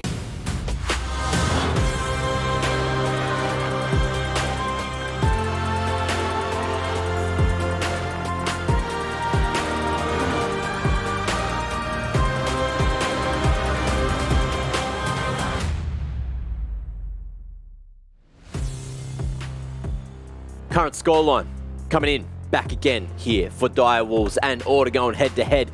Of course, Direwolves taking game number 1 in the series here of the upper bracket game. I'm not going to call it finals because we're nowhere near the finals just yet. It is just the first game of the playoffs, and what a way to start it. It could have gone either way so many times when both teams wanted to close things out there, but it just didn't happen for 38 minutes. Now, with that, including the pre-show, including the 10 minutes of us talking, I think this game's going to go for 5 hours. Do you like that number, Rusty? I like in a vacuum 5 hours as a number, Mac. I don't know if I would like for my voice 5 hours of League of Legends commentary as a requirement, so I'd rather 50 minutes maximum. Can we do that? Yeah, look, well, I've got a lot of voice to go around, so if you need to sub out, you know, I'm right here. I've just been waiting for my moment. It's a good time to shine here. Colorcaster Mac. Game 5 will put better, you in. That's it. Better person. Well, no, I've got the good theory, right? That I jump on the play-by-play and then everything you've been doing all season, Jordan, that's in the bin, you're now the colorcaster because you play more of the game than I play of the game. And you know more, right? Because you got a brain. Is it big? I actually think you play more, by the way, than I do. If we Probably. go back and look at how much rank you've played this season. Yeah, this season. But over the years, you know, anyway, let's not reminisce on our history together as friends or as enemies, whatever you want to call it. However, game number 2, I hear, is ready. So, more horses, make sure you get on the horses, make sure you get ready, because it's Champ Select, Gallop Away, Equestrian, it's something. Champ Select. I think you've been watching too much of the Olympics, Mac. It's actually over. It's not on anymore. The Equestrian does not take part in the LCO, but we're going to get some horses in this game. I mean, Hecarim, Rel, Senna with the High Noon skin. There's plenty of options, and maybe a couple that I missed there as well. Do we count Rel as a horse? Well, she's kind of got a horse. It's not a real horse, but it is still a horse. Same with Senna. Like, Senna's skin, it's technically her gun, which is the horse. But anyway, that's besides the point. The exact same bands coming through from Direwolves here, and I want to say the exact same bands coming through from Order as well. So no change up to begin with in terms of the draft. Yeah, including side select, right? Order choosing red. Just to be very clear for everyone as well, the losing team chooses side select for the next game. Because Direwolves win game number 1, Order have selection. They chose red, so that is why everything is looking very similar. I do think right now It's the exact same, isn't it? I believe it is the exact same right now. And even that. Also think that red side is better. I would rather be red side personally, particularly against a team like Direwolves anyway. So yes, we are. Currently, the only difference is that Renekton and Xerath have swapped positions. It's literally like they've loaded up the replay of the last champ select and we're watching it again. This is the easiest thing to write down of we get all the Camille. time. Yeah, I'm just copy pasting. Yeah. I'm literally I'm just looking at exactly what we had before. Let's see what the last couple of bans are going to be through for both of these teams. You know, do we get a Zoe ban in here? Do we get a Thresh ban in here? Do we get a Trundle ban? Do we get a Ryze ban? I think as far as Direwolves is concerned, you probably don't want to change too much. That game kind of went to plan for them, I think. There was some misexecutions maybe. And that's probably something we can talk to Farmer about when we do get into the interview. We have got one change that we need to talk about for the second ban phase, Jordan. That is that Chang'e is playing. Ah, true. Arc is gone, Chang'e is in. That actually opens up the champion pool. You probably don't need to ban LeBlanc now as a requirement.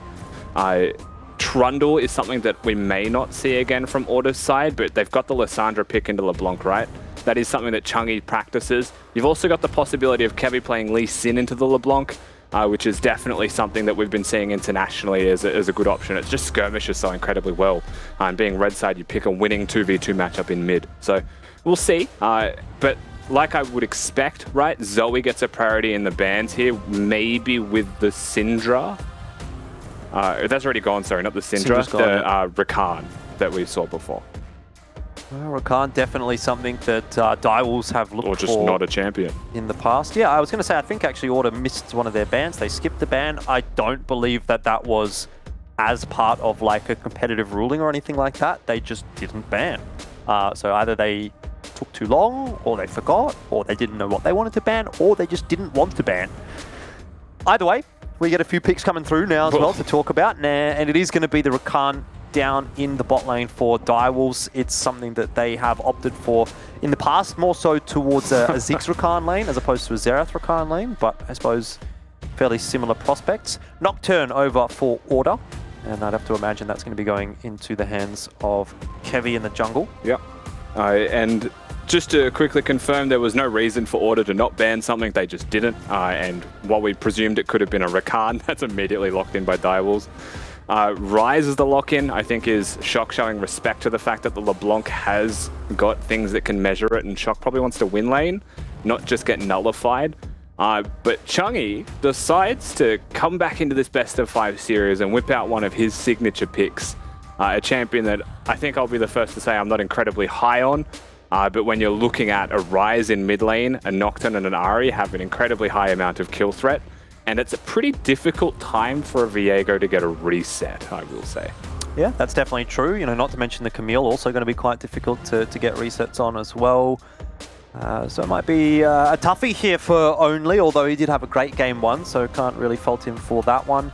Down in the bot lane, not a huge change-up, though I will say I think the Rakan provides a little bit less assistance for the Xerath than the Thresh does in this particular matchup against the Leona, right? Because you can stop the all-in from Leona, but it's just not as consistent really as what you can get from the Thresh, nor do you have the ability to keep someone as safe with the Lantern. It's not a diffusal by any means. I think Thresh is a complete nullification of the lane state, right? You flay them away and just say back off. Rakan actually kind of shakes hands with Leona in laning phase. If she engages, usually you'll just engage, and then you're just trying to zone the other person's carry, where there's like, lacking damage. If you go on the Leona, then I think she's already kind of won that engage, because she is just too tanky, and the aftershock and the W coming through. Exactly. Like, so you try and hit her, you do 0 damage. Yeah, so it is kind of just like a handshake lane now, and I think similar to game number 1, the priority for both of these bottom laners and support specifically is about helping the rest of the map. So we'll have a lot of active movements, and I think Rakan is much more comfortable for Cupcake in his ability to gank those other lanes, not just hover with the Thresh. I'm sure he's going to be quite eager to get roaming around the map, but again, then I look at the lanes that he has to gank. By the time you start roaming as a support, the mid laners are maybe going to be getting towards level 6 or close to it, and that's going to make life a bit difficult, right? It's never easy to gank an Ahri lane. Are you going to be finding yourself up in the top lane a whole lot? maybe not quite so much as a support, and even then, ganking a Camille lane is also not that easy when she's able to grapple all over the place. So it's something that we'll keep an eye on as we do go through game number 2, the scoreline favouring Direwolves 1-0. And now it's time for us to bring Farmer into the conversation, the coach of Direwolves, who would be more than happy with the proceedings after game 1, I dare say, Farmer. Yeah, well, we're happy with the win, but it was a crazy game, way crazier than it should have been for sure. Yeah, I guess maybe I misspeak in terms of you're so happy with the proceedings. I guess, again, the result was good, yes, but the execution in which it came was a bit of a cluster of fun. Do you have any 2 cents on that game? Was there much of a discussion around that post-game, in that 10 minutes that you get, or were you more so just resetting and focusing on game 2? We don't really have too much time to go over the game itself. It's more so just talking about what champs feel good, whether or not we need to make adaptations, and I think we were pretty happy with the strategy we had game 1, so it was just up to Order to make the adaptations, and they did, because it seems like, they needed to. Yeah, indeed. A bit of a change up in the mid lane for Order, maybe what you're referring to. They had Arc for game 1. They've got Chungi here as well. And when we spoke to the Order side, the Order camp, they were saying that maybe this was just a way to keep you, as in Direwolves, thinking and guessing. Is it something that really is weighing on the mind at all, or is it kind of just focusing on your own game? No, absolutely not. As you can see, we didn't even change anything, even though they changed both their mid laners, so it really didn't make a difference to our strategy. In some situations, swapping players like that can, but in this case it didn't, so it was just an extra factor that didn't really make much of a difference. Yeah, indeed, and obviously no real change in terms of the draft, only the thresh for the Rakan in this game in particular. So are you guys more than happy to kind of play that very similar game out once again? You feel like that's kind of the key to victory? Don't fix it. Maybe the fact that it was so close last game was, I don't want to say mis-execution on your part, but you feel like you've already got what you need to win this and there's no need to change things up? Yeah, I mean, the players know what they knew straight out of the game, what they needed to do better. And we came away with the win, and we had a confident early game. There were a few slip-ups, but mostly overall confident early game. So making the adaptations in-game and just running it back was always good for us. So we're happy with it. If it ain't broke, don't fix it, I guess. That's a good mantra to have. Again, thank you very much for your time, Farmer. We'll leave it there for you, and best of luck in the rest of the series. Yep, thanks, guys. Okay, again, Rusty, not a huge amount going on in the early stages of the game, but it looks like Kevy might be hovering for a gank in mid. Shock has the early exit plan, but a flash charm in there from Chungi might have been a little overzealous. Didn't have the info that only was hanging around, and Shock flashes the wall to safety in the end. First blood drawn by Direwolves. Yeah, just baited in by the control ward vision. I think the idea was fine from Chungi, right, if that was a gank from your team, but straight into the waiting arms of Only is going to be a first blood, and the first time we see any activity here is we're looking at Shock. He has no flash. Oh, double flash coming through there from Order. Kevy and Beats get on top of him, and that is a very dead Shock. 4 Good seconds. punish. Ooh, okay. So they're going to back away. They're not going to try and continue to chase for Only, and it's just going to be a reset. So this is support gapping in mid lane is really what we're seeing there, because nothing is gained by Chungi at all. It is just Kevy and Beats getting back onto the board and being active together. The dynamic duo of Order, I think it is fair to say, this split, they've been putting in insane amount of work together and finding those angles as Kevy's in. Fun. Yeah, Claire very, very extended in the lane and is perhaps a little overextended. Maximize goes low, but the flash from Claire will get him out to safety. No follow-up, of course, from Kevy, who used his flash earlier to get onto Shock. A lot of repercussions. Yeah, it's still a loss for Claire, definitely. If you look at the wave state, he's kind of bottlenecked into teleporting, but you don't want to when there's a Nocturne hovering. In saying that, Max is suffering enough from trying to hold the wave where it was so that he can teleport back with barely a loss of minion. So it is an indicator that Kevy's not looking to circle back around. Looking at bottom now. Yeah, Only going to look for something, and a nice flash from Puma. Avoids the grand entrance comfortably, but now you're a Ziggs without flash, and that's a pretty bad feeling. Yeah, it's a terrible feeling. Zig's W is not easy to use against someone like a Rakan W. It does move just a little bit too fast, and only is able to keep his flash. So, only getting closer to 6, still having kill threat can get very active on the board. We didn't touch on this too much because fights continued to happen, but Chungi lost out big time in mid because he teleported in for the play and instantly died, lost his flash. So now that he is 6, he'll go back to his regularly scheduled laning, but there was a full wave of just being terrified, honestly, more than anything else, right? You've got Beats being active in mid with Kevy, but they both reset after the play. He's been isolated for so long, and only now is he going to get a moment to actually be free to be an Ahri again. Yeah, it's a teleport Ahri as well, which is obviously interesting to note because traditionally we look to Ahri to have the Ignite just to finish off the combo, but Chungi feels that that is not necessary in this matchup, and teleport obviously giving you a little bit more global pressure. We're seeing 3 teleports on both sides once again. We expect to see a lot of shenanigans all over the place. I think Cupcake has decided that experience in League of Legends is overrated and catch-up mechanics are goated. He's level 3. Yep. He's definitely just moving between lanes, watching it happen.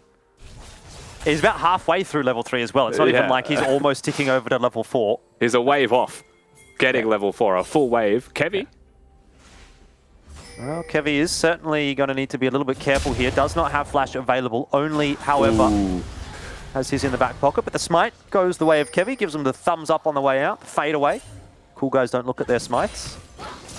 I only wanted to keep that red buff in the bush if possible to try and deny vision. Isn't going to be able to be done. Mid lane. Chungi. Thought that for a moment he might have to invest Spirit Rush to survive, but Cupcake can't quite get close enough. Cupcake also needs to be very careful with his engage angles, if I'm going to be very honest. A level 3 Rakan, while you have access to every spell, you've probably got 900 HP, and if you get too close to the turret, you die. Okay, I'll give you a quick fact as well. It's 676 HP. Obviously, he's getting some more from the shield, which is about 79. So he's actually a little bit closer to about 750, 800 kind of HP, which is even worse. With that said... Speak of the devil...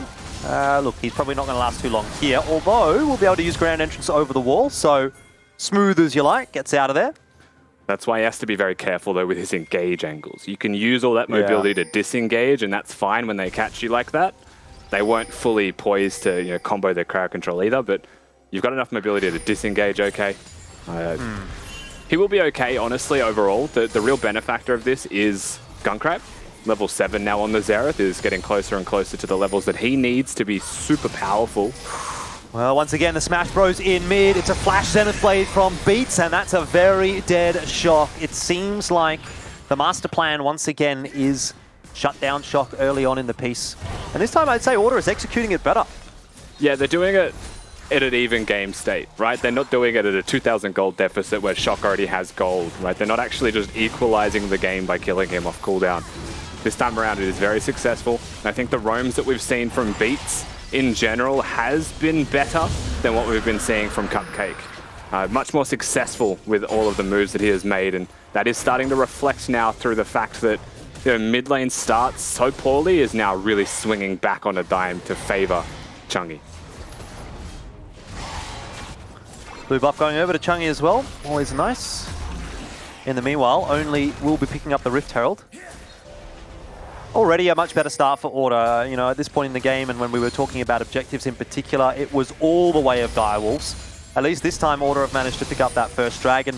Admittedly, it is a Cloud Drake, so it's not a massive factor, but it's nice. It sort of feels like you're keeping the scoreboard ticking over in a sense and not giving everything over to your opponents. By and large, the rest of the game feels very similar. Maybe a little bit less being done around the map by Direwolves and a bit more being done by Order. And I think that is predominantly coming from the roams of Beats, but yeah, very similar early game. It's about where the teleports are being used, I think, more than anything else. The top lane is going fairly similar, where Claire's, just pushing and pushing and pushing.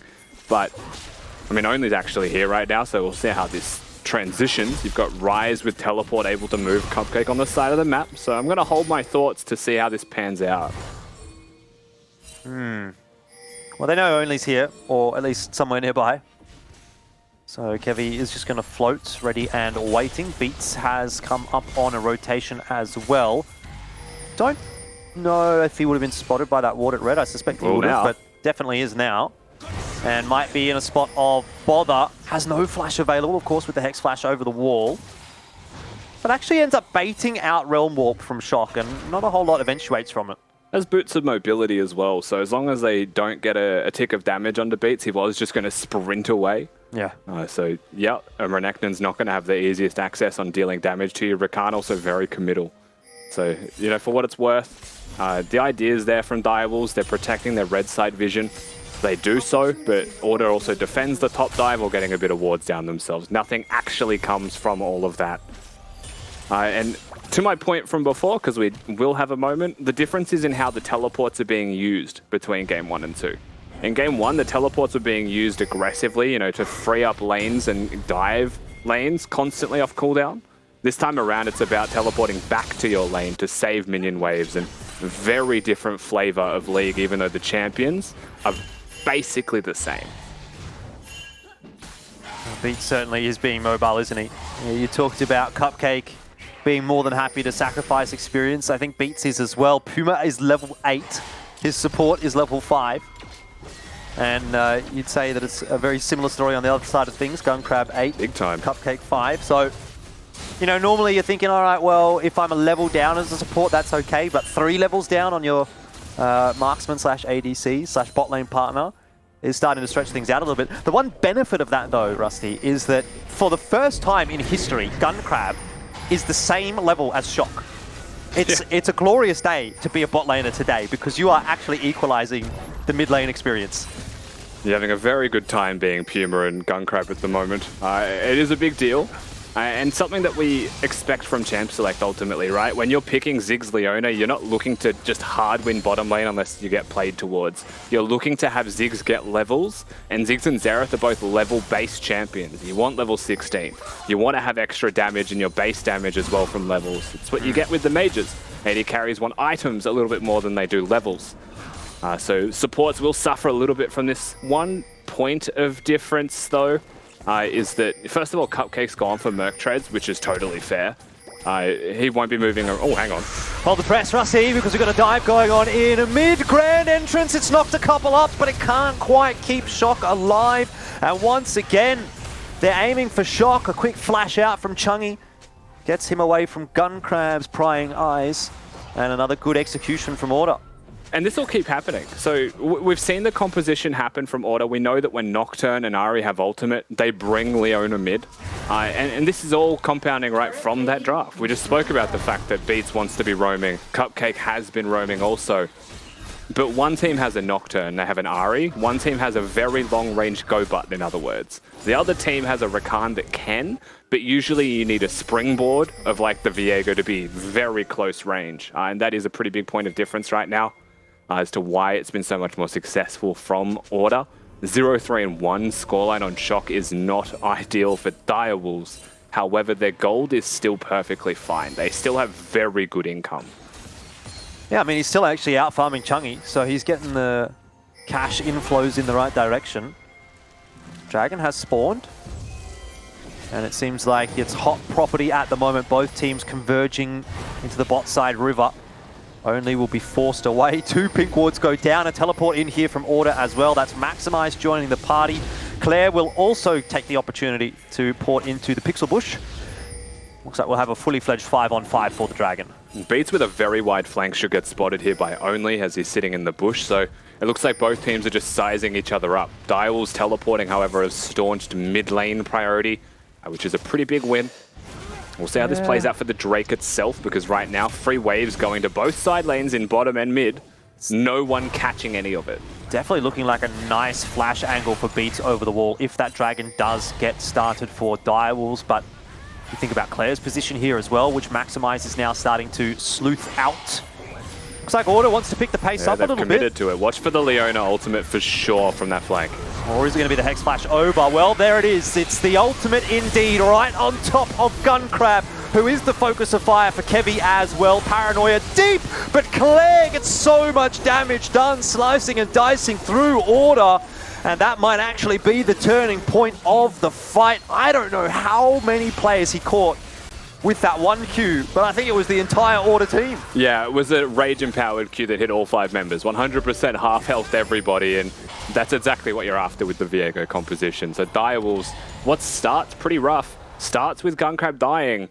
That is the perfect moment for Order, you're thinking, gets immediately turned around. We'll see this again, because a lot was used to secure that one. Chungy does get locked down and loses half his health. Claire just presses Q, and good lord, I think there was also a Rise overload in there also. That's it, right? Only gets 1 reset. He gets a Camille of all champions. He's going to find more, and the rest of Order decide not to give him a free pentakill because Viego is fair and balanced, and they will have to back away and concede the objective. So a little bit of a table turner there. Things shift slightly back in the favor of Direwolves now, who actually have the monetary advantage for the first time this game. They'll look to push the issue as well with the Rift Herald. Full control of the topside river. You do have Chungy down in bot with teleport available, so Order can contest if they want.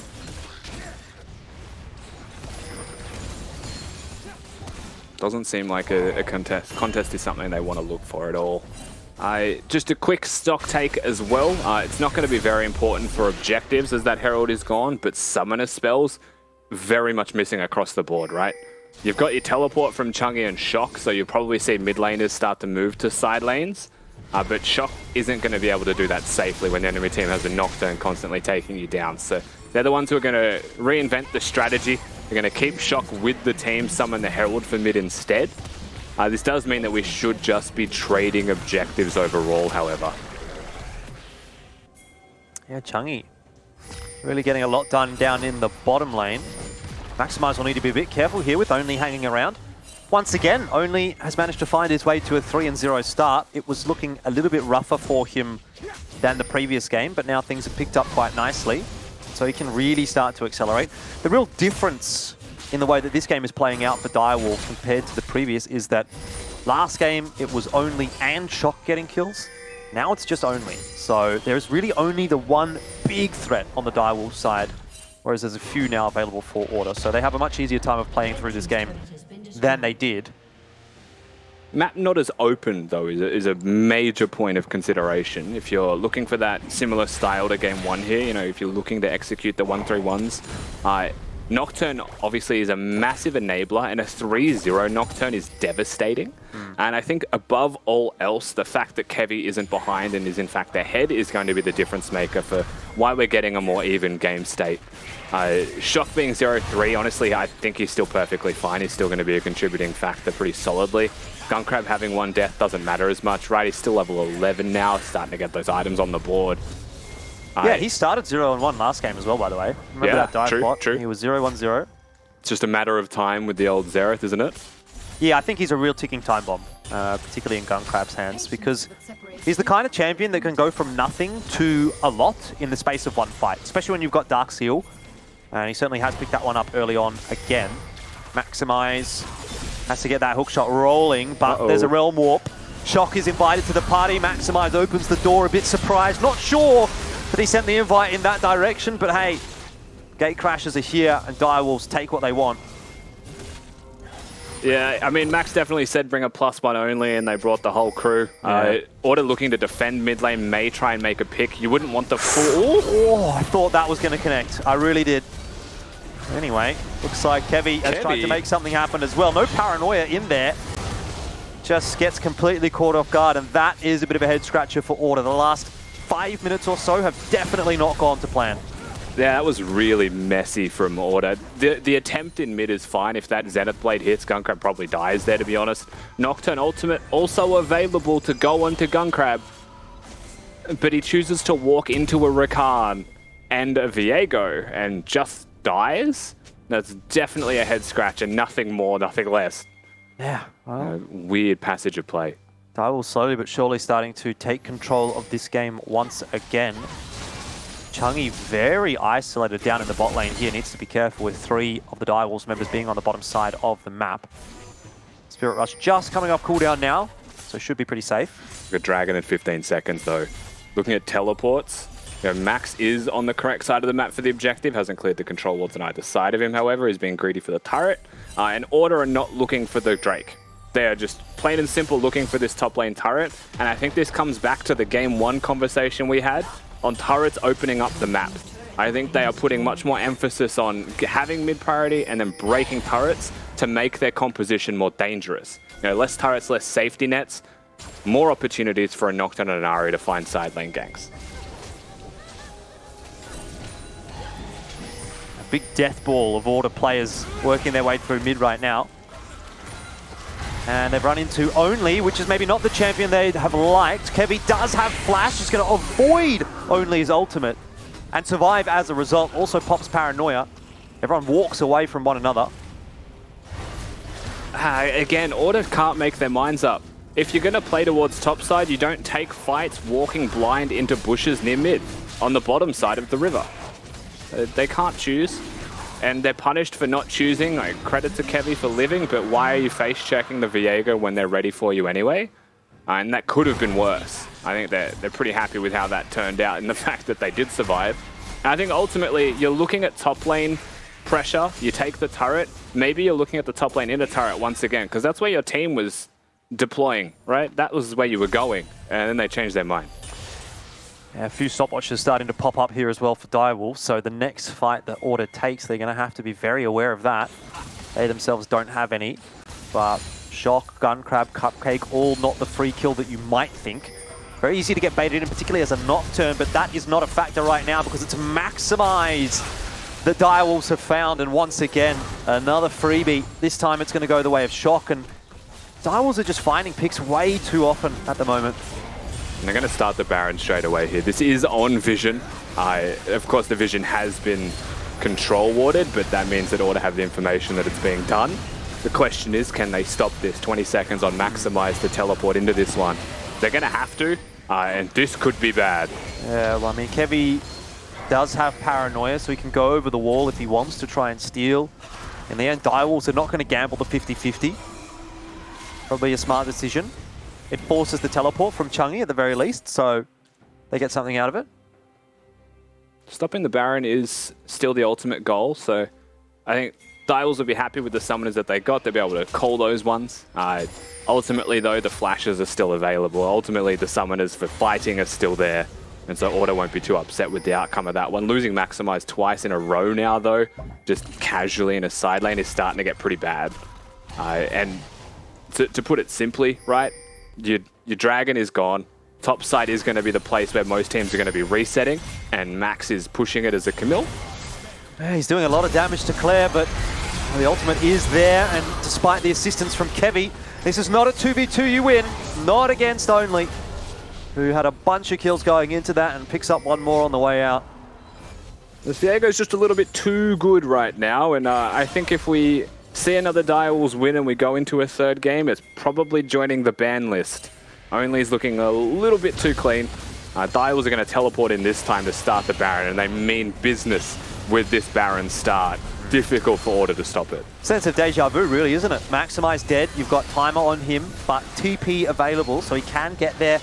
And you'd say he might just about get there in time if Order can do something to slow things down. Mega Inferno Bomb is certainly a factor, but maybe not. The charge in from Direwolves and they delete Puma. The rest of the cavalry does arrive, but it is too little, too late. And in the end, Chungi is forced to flash out to safety as well. From the start that Order had, you know, they had 5 kills early on in the game. They have not been able to find a single thing. And it just seems like it's gone all the way of Direwolves in the last 10 minutes. Yeah, definitely feeling more and more like Direwolves are just the better team today in this best of 5 through their map control, right? Through their ability to just play standard good League of Legends. It's starting to really come undone here for Order. Direwolves 2 back-to-back team fight victories just from picks, just from being in the right place, knowing that they win the 2v2 with the Renekton and the Viego. And Order is still playing towards this dead side of the map, right? They're constantly getting caught with the Camille, then they play towards the Camille, and then they can't make their minds up, and then they walk through mid and get picked. And it just keeps, it's messy. It keeps happening. They've left the door so wide open for Direwolves, even when Order have these moments. We really need to see more of Kevy and Beats together. Well, they're going to try and get that pick once again. It is, of course, a very nice combo, and this time it will work out for Maximize and Kevy. Once the Hextech ultimatum comes down, there is nowhere to go. He's forced to take the 2-on-1. And he doesn't have the backup of only around this time. A little bit cheeky from Order as they catch Cupcake, who's just, he's gone for a bit of a wander in the top lane. Just a brief stroll in the top jungle, walks in and literally just dies. Like, a bit of solidarity there from Cupcake. Wants to join Claire to think about their next moves with a grey screen. You've got Shock pushing bottom lane through all of this as well, so still getting a lot of money and some structures overall, and mid was being held by Gunkrab. Just accept that they got a good pick on Declare, really. Not a lot up there for you. Yeah, I mean, you can see the idea behind the Order composition, especially in that top side of the map, right? It's something that they've tried to make work a couple of times now. Maximize takes the 1v1 against Claire, and it's a 2v1 if Kevy arrives with Paranoia. But last couple of times he's been trying it, the Viego's been floating around, so if Order picks their timing right, it looks like a free kill every time. Obviously, it's not quite so easy, but they make it work at least once, and Changi wisely backs away from the wave. But is he going to wisely walk the long way? He's being safe, only just hunting. This is going to be confirmation with that mist that they know exactly where Only is. Dragon not contested, not even considered, and I wouldn't either. I think this time around Order did what we expected from the third Dragon of the game, rather, right? Which is stick to your top side of the map where you were positioned. They actually play around that, get some good vision. You've got Baron very far away, however, this time, so very hard to say that the play's successful. It's just good for Direwolves.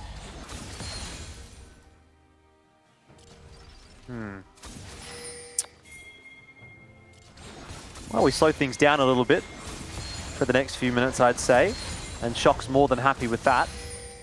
Gets the opportunity to spend some more time in that side lane and continue to compound on that farm. 270 already. The early deaths, I mean, they didn't really affect his farm at all, did they? He just kept powering through it. Yeah, you got some plates in there as well. I think overall, Shock's been cruising, even with all of the focus that was there. And the only person... All right, they're good, they're good. Beats, I mean, a bit of a wry grin in the player cam you can see there. He knows how close he was. I do think, though, from this point in the game, there isn't a lot that stops Only. Ultimately, he didn't get to rush Wit's End, so one difference between game 1 and 2 is there's more physical damage that can threaten him. So goes to the Sterax Blade of the Ruling King as his build, but insanely high damage and just insane prospects for resetting. If your Order, it is, okay, we'll just kill Max first. Let's see if Max can get out of here. Not sure that he's going to be able to do so. Did have flash available, but point and click stun from Claire makes it easy for Gunkrab. You can't keep falling victim to the same strategy over and over. It might suck to have to lose waves, but look at where he's positioned. The rest of his team not even remotely close for 1 to help or 2 to trade because there's nothing on the map. So just giving free kills off cooldown right now. The only thing I could say is it's maybe a bit of a tilt push. Yeah, it could be. And they have to recognize, obviously, that this series is not over, even if they do lose this one here. Still has to go to a third. They need to keep the mental in check. Claire's been doing a pretty good job so far in that side lane. Mega Inferno Bomb is used to ensure that the mid lane tower does not go down, but Direwolves will just turn their attention to the bot side of the map. And that is where they'll find their opening. And really starting to balloon this gold difference out now to, upwards of 5,000. Pretty much cleanly in control now is the Direwolves. Shock level 16, Gunkrab level 16, both of them going to be very prolific damage dealers in the fights. Not a crazy amount of magic resistance to be stacked either by the side of Order.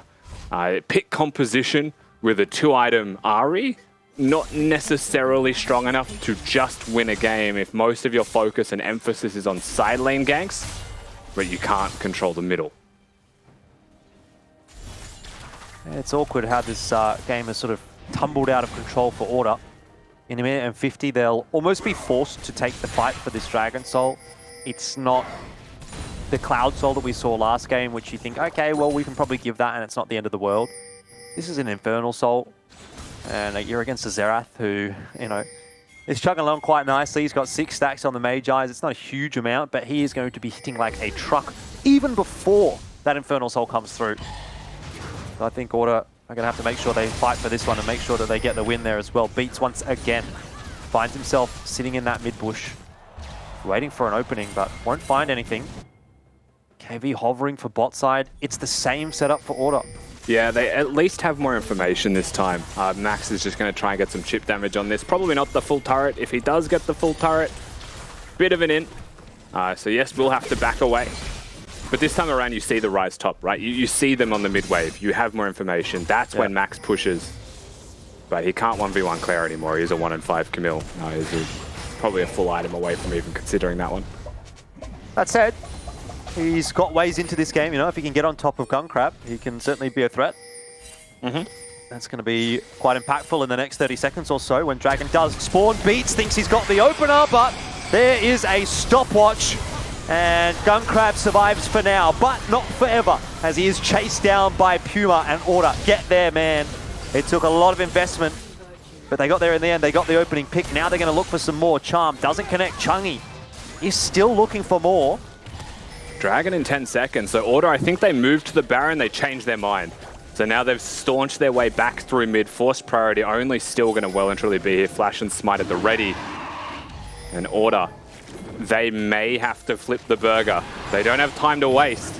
Well, Order have plenty of time to work with, and now there is just going to be really a front to back, isn't it? Because Shock and Cupcake teleport down to the bottom side of the map, and Order, they kind of have to take the 4v5. They have to take the fight now. They have to force the Dragon. Claire gets in on top of so many, and the grand entrance to follow up. But we see the picks coming through for Direwolves, and that means there's going to be resets 4 only. He charges forward, and Puma inside of the stopwatch, or the Zonyas, or whatever. It doesn't matter. He's dead. That's a Dragon Soul. It's an Infernal Soul for Direwolves, and a clean 4v5 fight victory. Yeah, all that's really left for Direwolves is to put a bow on it, right? The parcel's ready to send. You've got the Dragon, the Infernal Soul's going to be secured. You've got Baron to look at. You've got the mid lane inner turret to look at as well.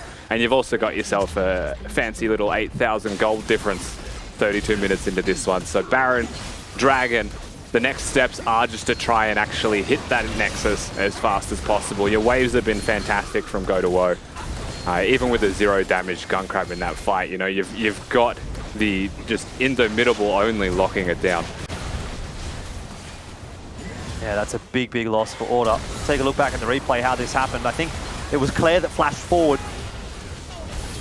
Yeah, I mean, Claire once again knows his role as a team fighter on this Renekton. It does seem to be quite comfortable for him. But the game plan is always going to be the same as game 1. It's get that first kill, get that first reset, give only the best experience of his life. Yeah. Flash forward, open up the avenue for Cupcake, and the rest of the lads are really going to do the job. Gunkrab a bit disappointed by how that's all played out. You know, he loses his stacks. Doesn't really get to have fun around that Dragon fight, but he's happy with the result nonetheless because he gets himself an Infernal Soul, which, as mentioned on Azerath, is a very, very nice pickup. Can't wait to see how much he's going to be able to do with 1 or 2 of those Qs. No connections yet. And if I'm going to be honest with you, having worked through best of 5s, this is one of those game states where you honestly are probably thinking about the next game already. It is one of those games where you'll try your best to win, but only if Direwolves give you the chance, right? Strategically, you are just thinking about the next game, the changes that you're going to make through the draft, the strategies in game that maybe went wrong in this one, but you're trying to look forwards and focus on next, not dwell on what's currently going wrong. It's just a tough place to be for Order. Turrets will just drop so quickly. Oh well. Baron, a minute and a half still on the clock for Direwolves as they start to siege the middle tower. You have Claire sitting up in the top lane as well, pushing that wave in. Order just backwards and forwards through their base, clearing out as many waves as they can. Maximize looks for some damage on Claire, but I don't see Order really wanting to take a fight here at all, and unfortunately, that's not going to help them too much. Because they're going to get poked down by Gunkrab eventually. Yeah, Direwolves are not really synchronizing waves as they push in. You'll see them insta-clear this wave.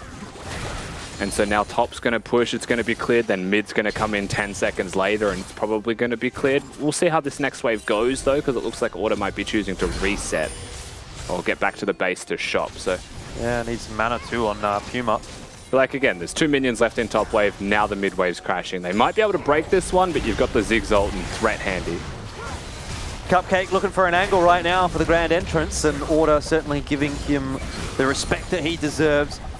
This will end up being a free inhibitor for Direwolves, and now they can solely turn their attention towards the top side of the map, which more than likely is going to eventuate into a second inhib. 10 seconds left on the Baron as the tower falls, and the inhibitor goes down at the perfect time as well. That is a very, very well executed Baron buff power play from Direwolves. Xerath W actually just half health Chungy. Like, it is a terrifying game state to deal with, and it really does feel like we're just seeking inevitability. You've got the bot wave that Order have to push out as fast as possible. And because you've got 2 minutes until the next major objectives start, I think it's very easy for Direwolves to reset, deploy to the enemy blue side quadrant of the map, place all your vision down and just look to cleanly finish the game off. With either the Elder Dragon as it spawns or, you know, finding a pick on that side of the map.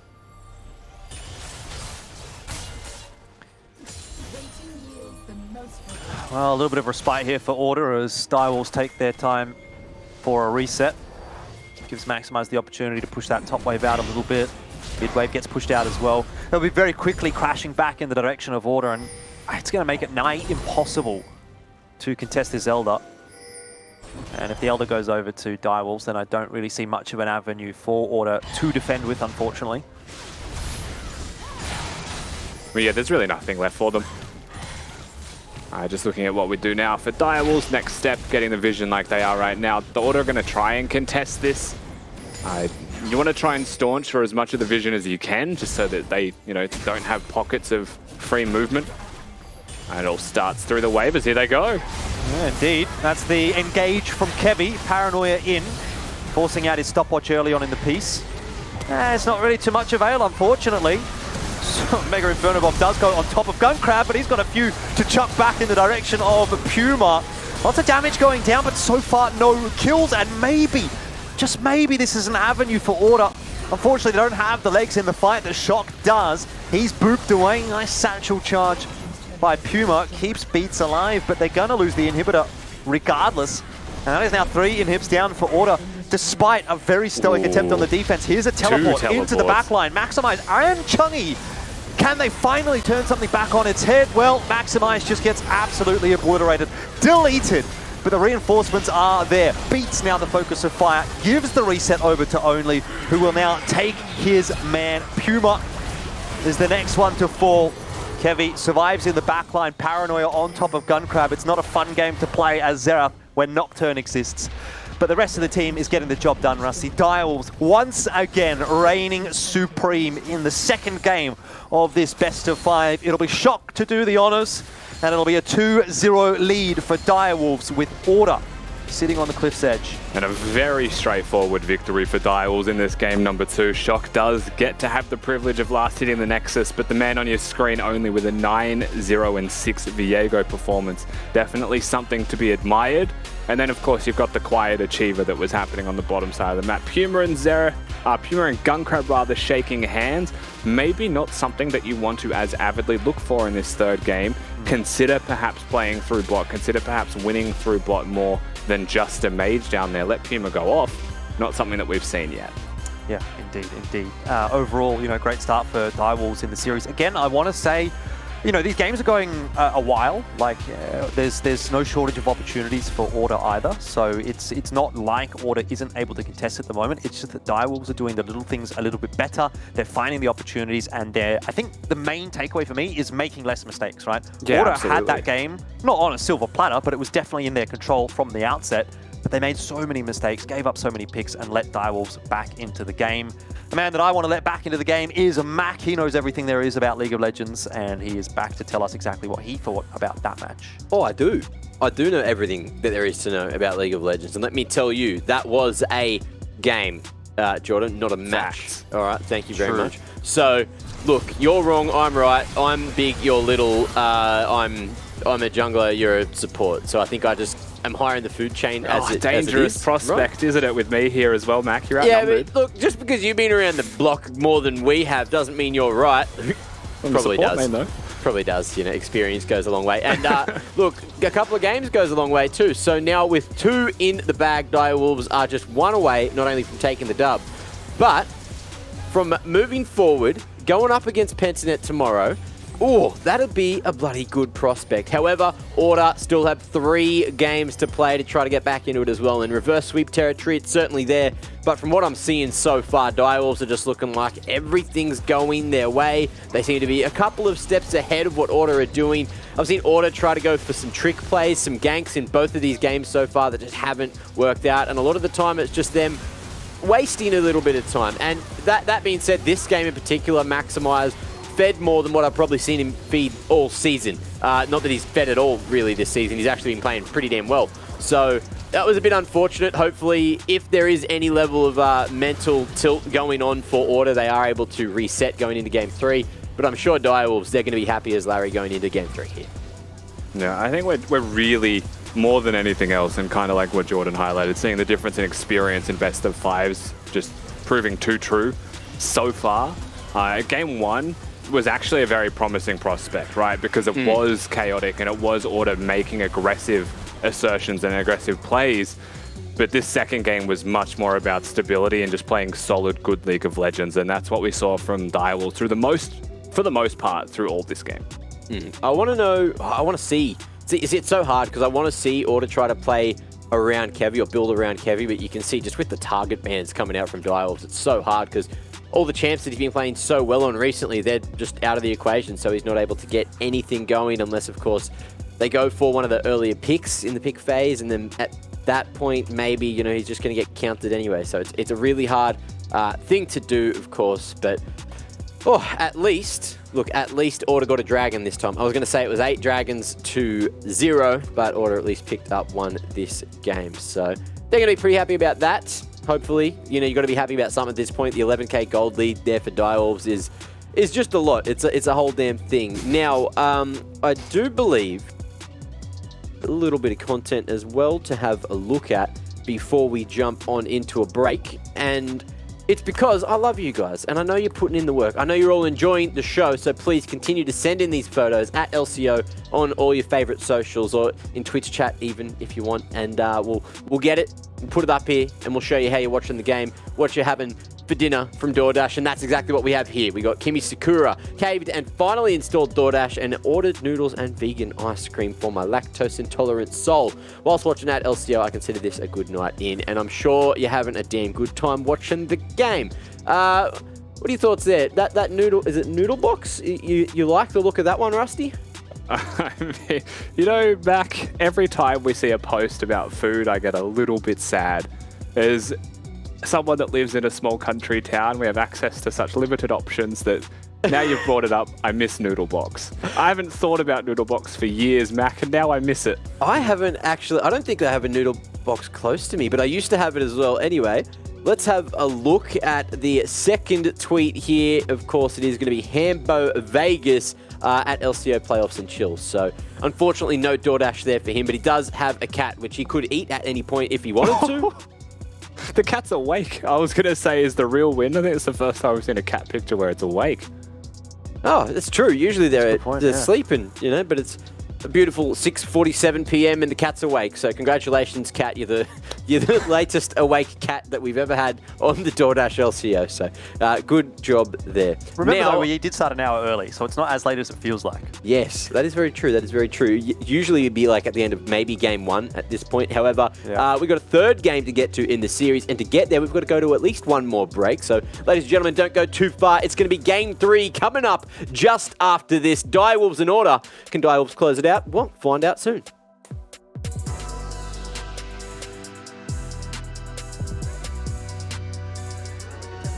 Here's a teleport into the back line. Maximize and Chungy. Can they finally turn something back on its head? Well, Maximize just gets absolutely obliterated. Deleted. But the reinforcements are there. Beats now the focus of fire. Gives the reset over to Only, who will now take his man. Puma is the name.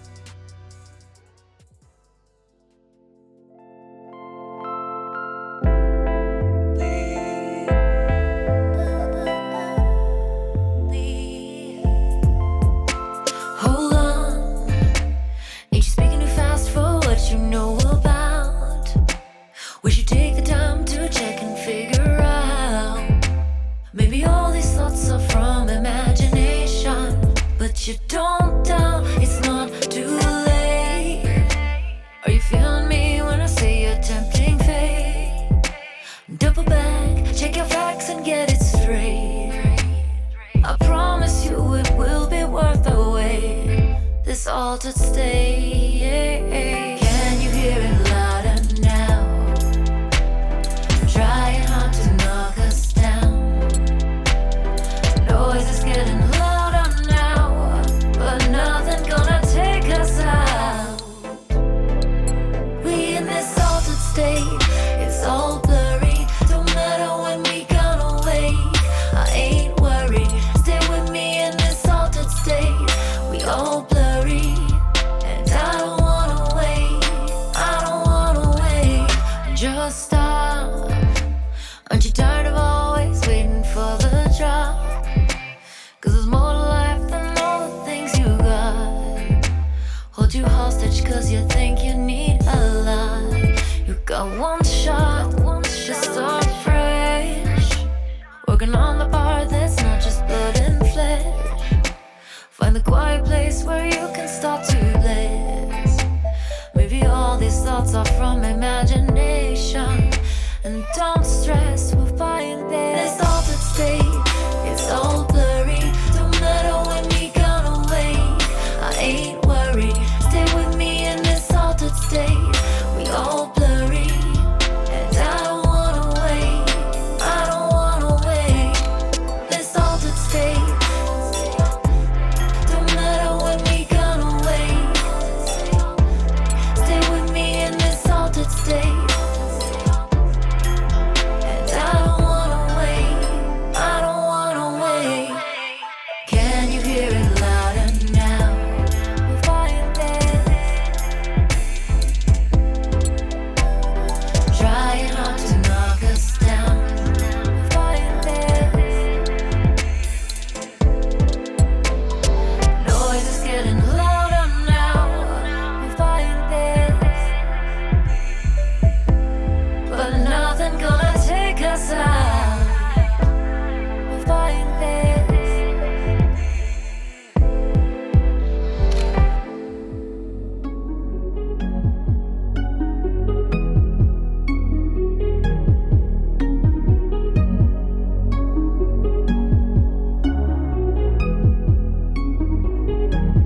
I think that it's cool that you are who you wanna be. You get all them oohs and them eyes almost every week. Must be something new, something fresh, something I don't see. If this was a show, man, I know you would be the lead. Keep me on my toes just in case I slip away. Even if I did, I'd be back another day. I never play around you.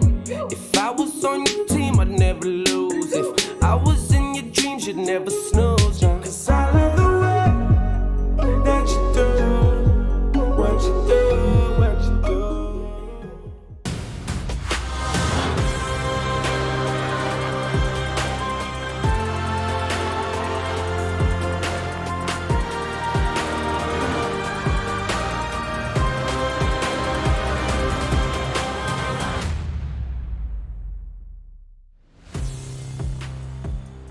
DoorDash LCO playoffs are heating up, and we're about to get into Game 3 between Direwolves and Order. So far, Direwolves are leading 2-0. If you didn't get to catch the first two games, go back and watch them because they're certainly worth it. Now, if you're hungry for a bit of content, we got something cooked up in the kitchen for you, and it is going to be a nice little Direwolves video, and it's how well do you know your own team?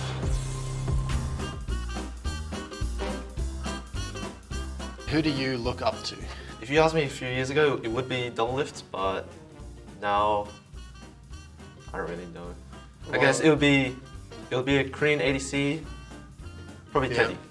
Okay. What do you think about Reckless? Because that's probably one of my favorites. His playstyle, so like methodical, you know, never makes mistakes and stuff.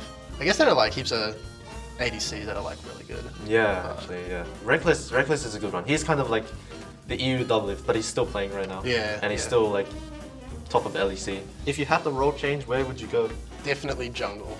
I feel like top is too much of an island and you're not allowed, well, you're not allowed, you just have less room to express like creativity and roaming and stuff, and I feel like that's one of my strengths. What was your first impression of me? Like when you played Trundle with Ardent and Font of Life, or whatever the Font of Life was before, it was like a keystone. Like I thought that was a genius idea. I thought like it was sick. You guys were playing like Lucian Trundle bot versus like double poke and like winning lane as Lucian Trundle. I did enjoy Lucian Trundle. On like Legacy 2017. Who would you consider to be your biggest rival? A developing rivalry would probably be like with Draku, because we're both good friends. We're like really competitive. We try to push each other, and it's a lot of fun playing him and like trying to one up each other. Who's someone in the league that you genuinely disliked at first, but now you're like? End of 2019, I'm Korean boot camping. I get in the game.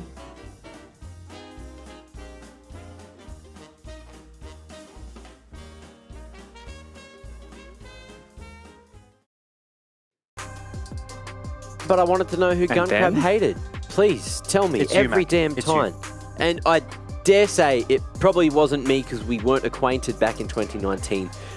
So maybe he could have. So maybe it's me. Maybe it is you. Oh, were you in the Korean boot camp as well? No, I didn't go to Korea. Oh, well, that's a shame. Anyway, hopefully that doesn't bring up any terrible memories, Rusty. But look, you're here now, and you're at home, like the rest of us here in New South Wales. So I hope you're having a good time there. Happy to be here, Mac. Yeah, having a damn good time. Now, that begs the question, are we going to see anything different for Game 3? And, well, I guess I get to see my answers because Champ Select is ready for Game 3. Are Direwolves going to finish it here and now? Find out. Well, it certainly seems like they might. There is one big question for me, Rusty, and is who is going to get Viego? The answer is Order this time. So it hasn't gone over to Direwolves. They have actually let Order get the Viego, which has been a massive, massive thorn in the side for Order. So does that bring the winds of change that Order have been looking for? I do wonder, and I wonder if we're also going to get an exact mirror match, except the teams are swapped, because we've already got the Zig. So do we get the Leona here for Cupcake to just continue this massive streak of same champion picks? I don't know if Puma plays the Xerath. There's a bit of a point of difference here. I am curious to see where Cupcake chooses to go, because he doesn't have his preferences with Leona. So yeah, this makes a lot more sense to me. Definitely a Thresh Rakan type of player. Bard's still going to be banned. It is interesting that Order's adaptation to draft was to just switch to blue side, and as a result of that switch, they get the Viego. We know that Kevy can play it. The question beyond that is, how will this suit them when you get to the 4-5 picks, right, Jordan? Because red side has that obvious advantage with counter pick the further down the list you go, and giving Shock that option is dangerous.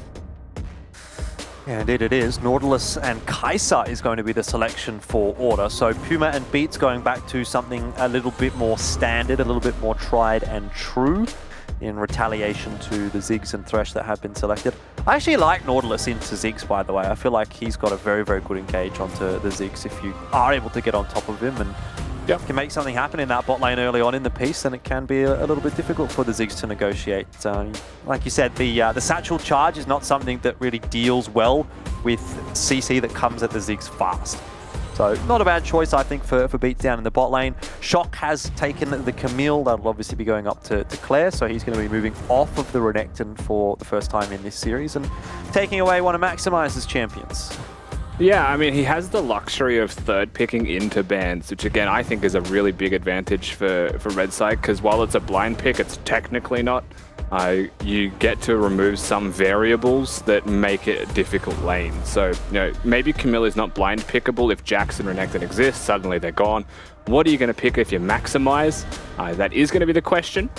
It does have a decently large champion pool, could default back to something like the Lee Sin if he would want. That would force Chungi onto a magic damage mid laner. My eyes, however, go to the last pick of Direwolves now that we've seen the Kindred, because this opens up a can of worms for Shock. With a Kindred, you can go like the Lulu style of mid laner, or you could go something like the Cassiopeia. You could go like an Azir with the Cass band to push your enemy team off your own Kindred ultimate. There's a lot of options with the diversity that a Kindred ult provides. Yeah, Tahm Kench. That's a champion that we haven't spoken about too much. It was certainly a hot topic, a couple of weeks ago, and we do get it back through once again. Kindred, I like it for Direwolves, always a fun champion to watch. Not sure we'll be getting the Yuumi here. What is the choice for Order to go into the mid lane? Orianna might not be a bad one. A couple of targets for the ball. You know, the Tahm Kench, the Nautilus, if he gets in there, even the Viego, to be fair. Also a nice ball delivery system and something that you can never really go wrong with. Yeah, and so many majors already removed from options here for Direwolves and for Order. I don't think this is a surprise. Going for the LeBlanc, you know, being on red side, we already spoke about this already, but while Chungy has answers, you know, can be the Lissandra, having the counter pick and being on red side for Direwolves, and this is of the choice of Order. You know, they've prioritized Viego for Shock to get one of his better champions. It's a really risky decision, I will say, but if you get the Ori to team fights, if she hits a Shockwave, obviously it's a big deal. Can work nicely with the Viego to force those resets, can also work well with a Tahm Kench and a Nautilus. And extra crowd control for a Kai'Sa, right, to get that passive extra bonus damage off and have options to ult everywhere in the fight. Will be nice. I think Order's comp is good and makes sense overall, right? Dials on the other side have definitely thrown away the conventional just raw front-to-back team fighting League of Legends, but they still have so much potential to front-to-back, to team fight, depending on how they play it. Primarily through picks first is what I would say. Certainly looking forward to this one. It's going to be a big one, obviously, for Order. They need to win this to stay in the series. Now, it's not an elimination match, Rusty, so that's not the end of the world for them if they do drop down. But knowing that Chiefs and Peace are on the bottom side of the bracket, both quite threatening teams, regardless of who you ask. You know, I think, you know, we look at our predictions, we all sort of put Chiefs down in number 6, but that doesn't necessarily mean that they're not a threat for a team like Order if Order does get knocked down into the bottom side of the down into the bottom side of the bracket. I mean, Peace obviously as well. We know what kind of stellar members they have on their team. So I think you can't really be resting on your laurels here if you're Order. You kind of have to say, well, we've still got a chance to win this series. We still can make that reverse sweep happen. We've got the Viego this time. We've changed up the way that the game looks like it's going to play. It's a completely clean slate. It's a mental reset. It's a composition reset. The only thing is we have to win 3 games in a row. So that'll be in the back of your mind, but at the very least, they've got something to play with here that, you know, you feel like maybe there's a bit of a better chance when things change up a little bit. So I am eager. I'm excited. I'm looking forward to seeing what Order can do with this composition that they've got. I like Tahm Kench. I think Viego's a fantastic pick as well. Orianna definitely seems to synergize with this composition, and obviously Kai'Sa and Nautilus down in the bot lane. You can't really go wrong with that bot lane either. Definitely a lot to work with for Order, and hopefully they can push this through to a 4th. Yeah, I mean, absolutely. We want to see as much League of Legends from both of these teams as possible as well. Game 1 gave us the perfect taste tester on what is possible when you have the full 5 games. But definitely Game 2 was a sobering. Direwolves definitely the team with all class and poise, even when, you know, Order have good comps to deal with them. A good synergy between Only and Cupcake just quickly here. Pink Spirit Blossoms. Yeah. I think that's a really important edge for winning this game. Yeah, especially when it's your jungler and your support, you know, because they're going to be roaming around together. You need to be looking premium, looking fantastic when you're walking around the map. Gunkrab, I feel like letting the team down a little bit in that respect. Don't know if he has a pink chroma option for Ziggs. Oh, no, this is the Cupcake one. Sweet, whatever it is. I'm a big fan of the Mad Scientist Ziggs one. I think that makes the best noises on the bomb, but anyway, that's besides the point. We take a look at the mid lane. And Chungy and Shock just exchanging a little bit backwards and forwards, as is generally the case with these kinds of champions. You're always going to see Orianna trying to harass early on. Those auto attacks really, really powerful as well. And that ball gives you, I feel like it's deceptively long range. It's very difficult to deal with the damage that it can deal. However, this lane is definitely still a skill matchup. And one of the big things is that if you're overly aggressive with your use of the Orianna command attack and dissonance, because you don't have the ball on yourself, you're lacking in resistances. So you need to actually play it really well around having the ball attached to yourself, right? Because it gives bonus base resistances, and magic resistance against LeBlanc, crucial. Beyond that, it's a skill matchup mostly because if you want to win it, if you are on Shock's side of the coin. Otherwise, the trades would mostly be even in mid overall. Yeah, I'm liking what I'm seeing down in the bot lane here as well for Order. I think it's really important in a lane like this for Puma and Beats to get the early priority, because the longer this lane goes, once Gunkrab starts to get a few items under his belt, the opportunities for you to make plays are going to minimize very, very drastically. So if they can get a bit of an early lead, if they can start to put a bit of pressure on Gunkrab and Cupcake, maybe they can call that gank to come down from Kevy and try to open the door up a little bit. But once level 6 is hit, once that first item is hit, your chances of really getting much done against that Ziggs are kind of slim to none. Interesting that Kevy is pathing in that direction to begin with as well. Yeah, playing towards the correct... So it's funny because this is exactly what I said during the second game, Jordan, that I'd want to see as a shift from Order. We said maybe ban Viego, pick something more conventional for Puma. We managed to get them picking it and playing conventionally. And the CS difference was pretty significant between Gunkrab and Puma early. But most of that comes down to the Nautilus simply existing. Almost impossible to deal with a Nautilus in the situation where you don't have priority in the bush. And Thresh isn't exactly... I actually don't mind the Thresh into the Nautilus interaction. You can Buffy or Flay through the hook hitting you and do a similar thing to Leona. But still definitely more Nautilus favored, I think, because it's so much easier to be the Nautilus. Yeah, certainly is. At least in the early levels as well, you know, where he just seems to be able to have so much kill potential, whereas even if you do hit a hook here with Thresh, chances of you getting a kill with the Ziggs as your bot lane carry, not too high, especially with no Ignite there either for Cupcake, so... Beats is on a bit of a mission, finding himself. He's running to bottom through mid, so yeah. Just a quick rule of thumb for everyone that's watching as well. If you're a support and you reset and you just walk straight back to bottom lane, you're probably not Challenger. And if you are, well done, you've got mechanics to make up for the lack of roaming. Yeah, you don't need Rusty to tell you what to do, I guess, if that's the point. Yeah, you just go for gold, I guess. But it makes such a big deal, a pretty big amount of difference if mid lane is protected, especially in a skilly like this, a skill matchup that can be so volatile. You know, Nautilus showing up to hit a hook during one of your trades.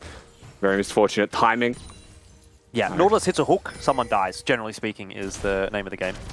And so Puma's going to try and give himself as many opportunities to do that as possible. And what was good about that as well for Beats was that the wave was pushing back in the direction of Puma anyway. So he's not, you know, he's not leaving his ADC under too much threat, and he's not losing too much CS down in the bot lane either way.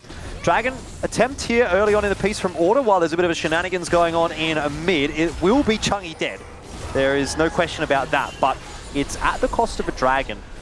And I wonder if that's a trade that Direwolves is happy with. Chungy had flash 100%, maybe could have, you know, if he flashes the chains, he lives. Either way, Shock's able to connect those. The follow-ups there from Cupcake with the flash hook and only in the area. So again, well played from Direwolves. Their CC was coupled nicely and layered perfectly to make sure there was no way out for Chungy. But once the chains are connected, there was no point flashing. He was just dead. No cleanse in his matchup because he's gone for teleport. It's very awkward to run cleanse against a Kindred jungle. If it's double CC, you run cleanse. But the flash 100% could have been used. Yeah, well, still not the end of the world for Order. They get the Dragon for their troubles. And it is an Ocean Drag, which definitely helps, especially up in, like for example, the top lane. Let's say Maximize gets tagged down a little bit. Obviously, he's Tahm Kench. He's got the grey health regardless, but is able to sustain a little bit longer in the lane. Same for the bot laners. Puma might be quite useful for him if he's getting zoned off the wave. At least he's resetting his HP against a very high poke lane. Dive coming for the top lane though. It is against the Tahm Kench, and an early flash forced out by Maximize. No teleports to help Max though. He's 1v4. Yeah, and I'm not sure that he's going to get out of this one alive either. W's forward, grey health, doesn't even get popped. And a nice rotation in the end from Direwolves to ensure that they complete that kill with really no questions. To be honest, I think your best play there is to just trim the wave, do as much as you can. He has teleport up in 3 seconds, so can get back into this fight or to have grouped up. It could be a little contest here for the blue buff. Maybe not, it may just dissipate. It's pretty unsafe to stay here for such an extended amount of time though. However, Ziggs already being mid makes up the difference here. Direwolves are favored right now. Kevy certainly doesn't want to give up control of his blue, and it might cost Beats his life. Charging forward is Claire with the hook shot. Won't be able to connect too much here, but Beats is really in a spot of bother. Able to Spider-Man onto the wall and get to the relative safety of the top tower. But there are still 4 Direwolves players lurking. And Cupcake is going to throw a death sentence in there, which a lock beats down long enough to at least cancel his port back to base. Hey! Now the turn is in though. Beats. He's fired one back in the direction of Cupcake. Nice devour from Maximize. Keeps him safe and alive. No harm done though for Direwolves as they walk away free. That was an illegal hook. There's no way. Also, Chuggy right now could be staring down a CC combo and dying again. Yeah, this time, again, has the flash available, but again, will opt not to use it. Does get out to safety with a late flash in the end. Well, at least survive. Someone is having to be used, though. Direwolves just have their measure of order so easily right now. Contesting the blue buff was, first of all, going to be risky. You know, you take the smite fight, fine, but the fact that there's a full fight going for it afterwards means you probably shouldn't even be taking the smite fight. You know, Camille can close crazy distances. Thresh had the flash and the hook. Nevertheless, you know, that is what Order have chosen to do. They get punished for it. And you've got Gunkrab mid lane, which is why it's pretty obvious and known that you'd be at a number disadvantage. You've got to heal Kai'Sa. In saying that, Puma's spent the last minute plus worth of time completely uncontested on bot wave, having a very good time, and has built up a sizable CS advantage. And all of the time that Max and Beats spent just throwing hooks at everyone and surviving and playing with them was an extra wave that Chang'e cleared in mid. His mistake was his recall positioning. So still money into the hands of Order, but still Direwolves in control. Yeah, nice little bit of cross-map play from Kevy. He has to give up his own blue, but he'll get Direwolves back. The only issue is that this trade actually does favour Direwolves because Only is clearing out the Rift Herald. And Cupcake seems to have been the one to grab the Gromp. He's very happy with that. 90 gold as a support. You will be absolutely cheering. That's like double his current income. It's a free control ward, plus a little bit. Can't ask for much more. Order very much grouped up at the current moment. No teleport for both top laners. So we're looking at a 4v4, possibly to happen here around the Dragon in 30 seconds. Chang'e caught again. Yeah, those chains going right on top of him. The bomb lands, but doesn't do a huge amount of damage, and Chang'e's still surviving, courtesy of the heal. Not long enough, unfortunately. Lamb's Respite, very useful for Direwolves, and ensures that all 5 members remain comfortable and alive. Beats is in no man's land, and the hopes and dreams of Order start to slip away ever so quickly. And you're starting to see the makings of why being on red side was so important for Order, right? The fact that they have a counter pick in mid lane most of the time was preventing this LeBlanc. It was preventing Direwolves from playing more aggressively around their mid jungle. And in general, it feels like the draft of Direwolves just has the measure so well of Order. They get the first pick. They prevent the reset from the Viego through simply just having the Lamb's Respite. Hooks come in from Beats, but it's already too little too late. Shock's cooldowns have reset, and he is just dead. Now 5-0 in kills, and this game goes from manageable to really difficult. Yeah, it's a Kraken Slayer completed for Only, and let me have a quick look at how many stacks he's got. He's got 5 marks already, so not off to a bad start at all. 3-0 and 2. He's having a very, very good evening, and certainly in the running for the player that delivered, I'd say, if Direwolves end up getting the 3-0 this evening.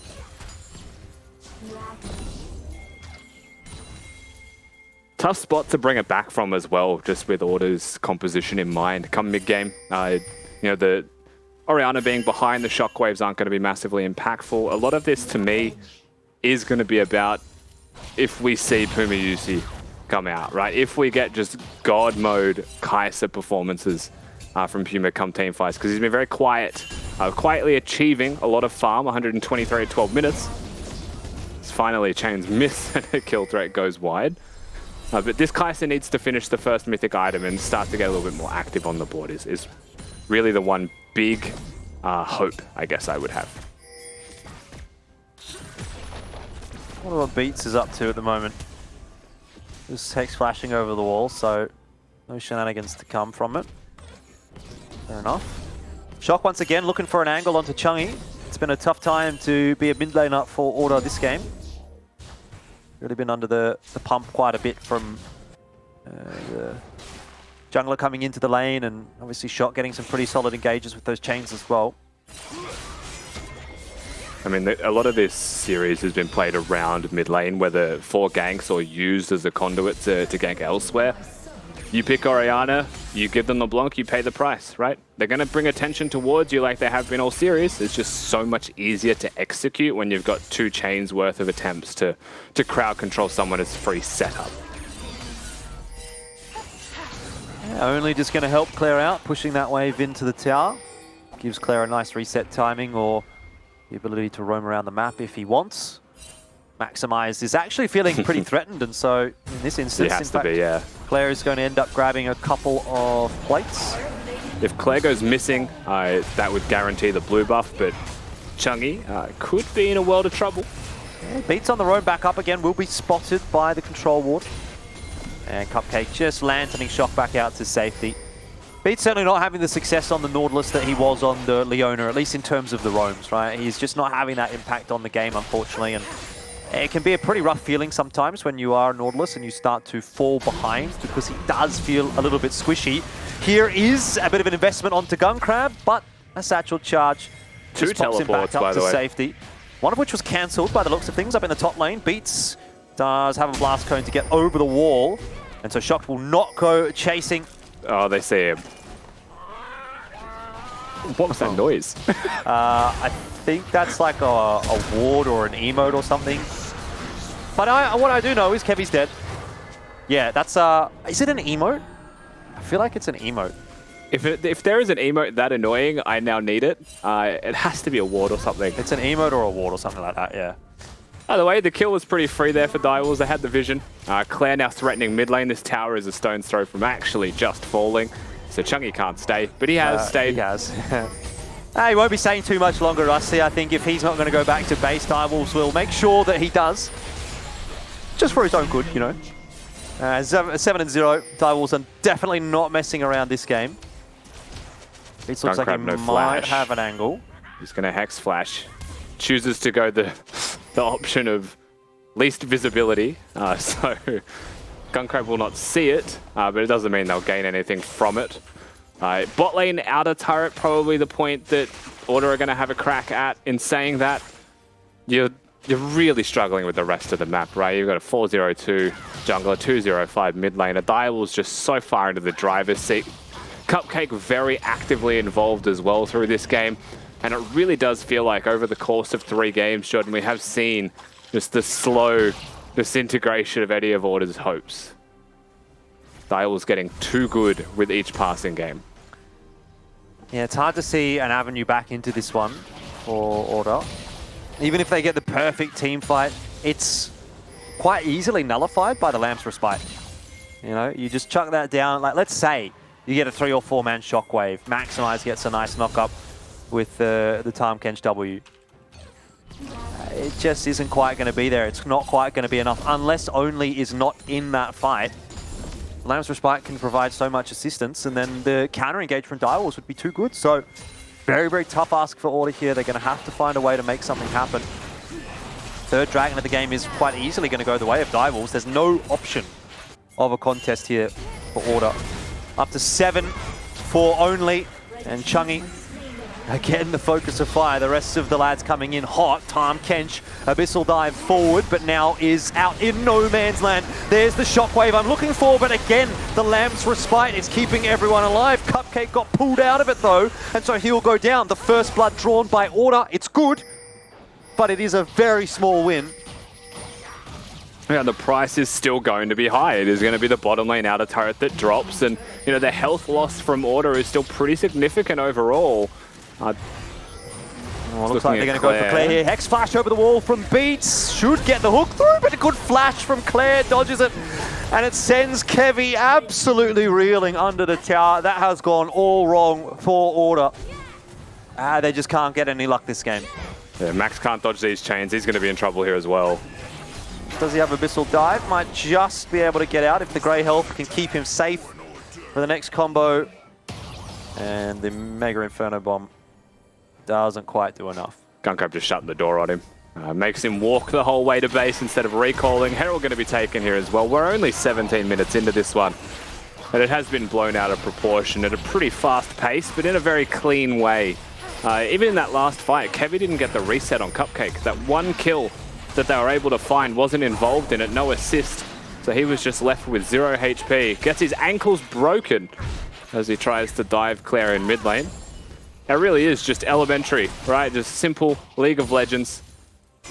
Direwolves are just dotting their I's, crossing their T's, and well and truly moving their way towards the winners bracket finals. Yeah, that's where things get even more difficult for them, of course. This is one step on a pretty hefty ladder.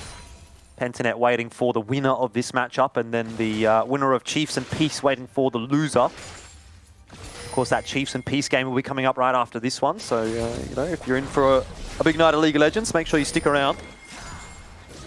Playoffs is always fun. We get the best of 5s. I do like the aspect that we get from the series. Yeah, the most exciting thing here is this is a taste tester for a very exciting match tomorrow. Whoever wins this series gets to take on PGG, but the next best of 5 is do or die. It's elimination. So we can sit here and more casually talk about, you know, the things that perhaps Order or Dials need to improve on between days, because they have that luxury, right? They earned that luxury through the regular season. The next best of 5, definitely not the case between Peace and Chiefs. Direwolves on the offensive now. They've got their Rift Herald ready to go. I mean, Beats is lurking, but he doesn't feel very threatening. He's a Kindle Gem Nautilus at this point, so he really has even less HP than Puma, which is very, very unfortunate for him. Level 12, though, for Puma. He is actually the highest in the game, obviously alongside Claire and Only and everyone else, but that's pretty good. As Chungy takes a fairly sizable chunk of damage, again, is just able to survive through the Mega Inferno Bomb, but that's another reset that Order is going to have to take. Now Puma, under a bit of fire from Shock, will be forced to ultimate to survive and heal. Slowly whittling away at the Order lineup is Direwolves, and sooner or later something's going to crack. This is LeBlanc with an open map state. You know, this is a LeBlanc with a lead that can basically one-hit everybody, having free reign of Summoner's Rift with, you know, absolute vision control. Puma's just had his first run-in with Shock, I think it's fair to say. Yeah. And definitely was left reeling. Had to ult, had to heal. So next time around, that will be a kill confirmed if enough spells connect. And that goes just like that. You know, the one person who has been very quiet, 3 goose eggs on the scoreline, but very difficult for Puma to actually even get involved at this point, right? Yeah, but that's kind of what I'm hanging on to at the moment. It's Puma's doing pretty well for himself, right? He's got 220 CS. He hasn't died. He's actually keeping up in levels with the Direwolves members.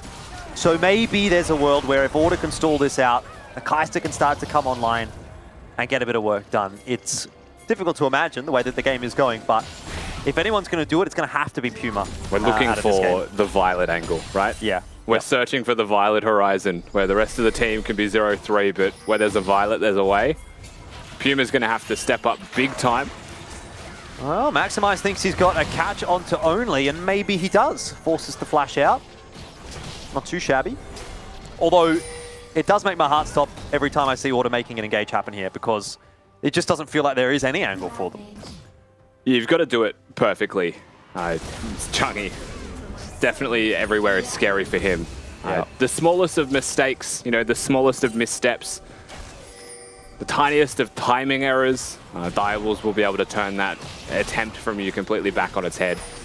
Third Dragon, pretty free for them also. Yeah, I want to say normally, like, you go, all right, Cloud Drake, not so bad, but then you're also playing against the Ziggs. Yeah, ultimate cooldown going to be pretty hard to deal with. Kindred as well. Definitely wants to have the ultimate up as much as possible. Also, LeBlanc being able to use the Mimic and getting movement speed as well as the reduced cooldown on that, like, it's not great. No. Yeah, I was going to say as well, Guncrab's gone for the Leandri's Torment build, so he's actually getting a little bit of extra ability haste out of this build. Ultimate's down to 56, but once that hits level 3, and once he gets a couple more items under his belt, that could get down to like 30 seconds or something, which is pretty unreasonable. You know what it also is? The unsung hero of the Cloud Soul is the 10% base movement speed that the team gets just from having it. And imagine, you know, you're a Kindred trying to run people down. Suddenly it's a little bit easier. Of course, there's not a lot of move speed reliant champions on their team, but yeah, just makes quality of life so much better. This is on Vision. They do know what's being done. I don't think Direwolves cares. I really don't think they care at this point. They want to fight. They want to force something, and Order is going to give them what they want. The Shockwave, it was a nice flash in from Chungy, but a couple of players avoided the Shockwave in the end, and now Lamb's Respite keeping Direwolves healthy in the pit. Maximize pulls only out of it though, and does get the 1-for-1. It's about as good as Order can hope for at this point in time, and Kevy is doing a pretty good job in the backline of just keeping them busy while the rest of Order goes to town in the river. That's a kill for Puma. 1-0-1 now, starting to get rolling on that Kai'Sa, and Order are the ones on the chase. They broke the boots of mobility on Cupcake there as well, so there was a world where the cooldowns reset. They continue to chase. They still can catch. Abyssal Dive knocks up the Thresh, not the target that they wanted, and Chungy, he goes a little bit over-eager. I was going to say, they need to be very careful with this chase because it can so easily turn and blow up in their face, and it did, but still a good passage of play for Order, all things considered, despite losing the Baron. I mean, it was extremely desperate. Order continued the chase because they were, you know, Direwolves were stuck routing. But at the same time, there is just a LeBlanc on that team. We'll see this one more time. It was secure. Tahm Kench, low-key, very good into Kindred for this obvious reason, as you're about to see. Just keeps him out of the ultimate. He's just going to die. Not even dealing damage while invulnerable. Beats does go down, but Kevy's able to hold the E, you know, hold the mist for as long as possible, which buys time for them to once again find Claire. But Kai'Sa has no ultimate anymore. Chungy has no ultimate anymore. They're basing it all around Kevy, and Chungy just dies face-checking, trying to help them out. Yeah. Still, could have been a whole lot worse for Order. That could have been the end of the game, and so far it's not. So again, we're just looking for the angles that they can use to at least survive, and then, you know, in 10-15 minutes time, maybe start to think about winning this game. It's certainly not at that point just yet. They're going to need to survive another 10 minutes or so. Beats will go forward, and it's Maximize that eats the death sentence for him, so no harm done. But that tower down in bot falls, and so the siege begins. They are split 3-2, so what Order are trying to do is run straight down the middle, straight down the guts, find an opportunity to, you know, move to a side and get a pick, but then really not finding it. It's the slipperiness of a LeBlanc makes it hard to deal with. Camille's the same, so where the 3 strong are, that is where the Vision is, and where the 2 weak are from Direwolves, they have enough mobility to survive and enough damage between the 2 of them to one-hit anyone. So I like what they're doing. They're completely pulling the side of Order apart, and they're forcing them to deal with impossible situations. Shock with 18 stacks on the Magi Soul Stealer is an ever-present threat. Someone's going to get blown up pretty quickly, I'd say. Beats looking to clear out a bit of vision there, is dancing around the death sentences, and to be fair, I mean, at the moment, Order are actually holding pretty nicely. That Baron hasn't really amounted to too much. Some turrets went down, but they haven't actually managed to break the base here, Direwolves. Oh, 6W will now. So Yeah, they'll be able to at least break that. And the thing is, the floodgates open when a turret's gone. They're just able to walk in here for free at any moment. You know, you're not relying on wave timing. You can kind of just brute force. So it may not die right now, but it will continue to be harassed. Well, next wave, you'd have to imagine that it will beat. That's the unfortunate consequence of the Nautilus Spider-Man ability. If you miss the hook and it hits a wall, you are out of position and dead. And that could well be the end of the game if Direwolves are looking for it. And it seems they are. Cupcake taking up the tower. Does go low, so Order force them away once again. We'll push them back, but really it's of their own accord. Baron has subsided. There's definitely money in the pockets of Direwolves, and they're able to just chill out, get a free Cloud Soul. Shock's just going to sit in bushes and find the one-hits. So really, you know, Order options were limited, starting to dwindle even further. Hopes in this series definitely doing the same. Yep, that's Dragon Soul to go over to Direwolves. Puma in the thick of things will survive for now. See how long the ultimate cooldown is. Still about 50 seconds for the Mega Inferno bomb. I think my key takeaway from the series so far is that Direwolves are really proving themselves as a consistently real threat. Their draft or their playstyle challenged too greatly overall. You know, game 1 was shaky, but game 2 and 3, very much different game, and definitely a different caliber of team that we're seeing here from the Direwolves. So it's exciting coming into what could be tomorrow's games against PGG if they close this one out and get the 3-0, that this Direwolves could challenge for a spot in the finals.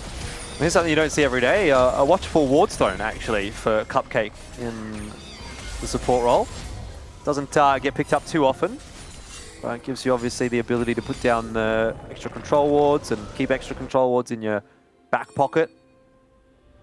Nice useful stats as well for a Thresh with the HP and the ability haste. And so Order's map will be lit up like a Christmas tree. They'll have to do a lot of clearing if they're to take control of anything, and that's not going to be easy given the position that Direwolves are in now. Looking to siege top. A shockwave goes through from Puma, but Chungy is more or less dead. Flashes away, but can't get out of the waiting arms of Gunkrab with a Mega Inferno bomb. And that is another opener for Direwolves on their conquest for the 3-0. Starting to look like it just end it through mid-angle here for Direwolves. If they don't, then they'll have the top lane inhibitor ready and waiting for them. So the pressure has been put on most of Order left to respond in mid. It is just going to be a 2-lane passage of play here from the Direwolves. That inhibitor is sure to fall soon, you would expect. Well, 3 items completed for Puma. It's now or never if Order is going to make something happen in this series, and Maximize is trying desperately to provide some space for his team. Puma does a lot of damage, but Lamb's Respite comes down. Perfect timing from Only. And in the end, it will be more than enough for Direwolves to dispatch of Order today. Top inhibitor will fall, and then the attention will turn towards the Nexus Towers. Puma, full HP. Kevy lurking around on the flank as well. They've found Cupcake, but hey, he's got a stopwatch. They can't do anything. And in the end, it is going to be the end of Kevy, and perhaps the end of Order as well, as the Nexus Towers fall. The Nexus soon to follow. Direwolves will get the 3-0 in the first round of the playoffs in LCO Split 2. And Claire just had to go 0-2 just before the Nexus died. Make sure he goes down, pads Puma's stats just a little bit more. At the end of the day, Direwolves are just too strong. This best of 5 was just too easy for them, and they were only really pushed, only really challenged in the first game of the series. And beyond that, they found themselves, they found their form, they found consistency, and they found their experience, which is something that they have a lot of as a team, come best of 5s and come playoffs. So I'm not going to say that this was an unexpected result. Yeah, 9 wins in a row as well for Direwolves. So their form coming into these playoffs is looking fantastic. And I mean, they'll be looking forward to that match against Pentanet. It's definitely going to be a tough one for them. But, if Direwolves can cause an upset there, or at least push Pentanet, that might give us some early insights as to what the grand final will look like. Overall, not the end of the world, obviously, for Order. They do drop down into the lower bracket. They'll be awaiting the victor of the Chiefs and Peace, which is the game coming up next.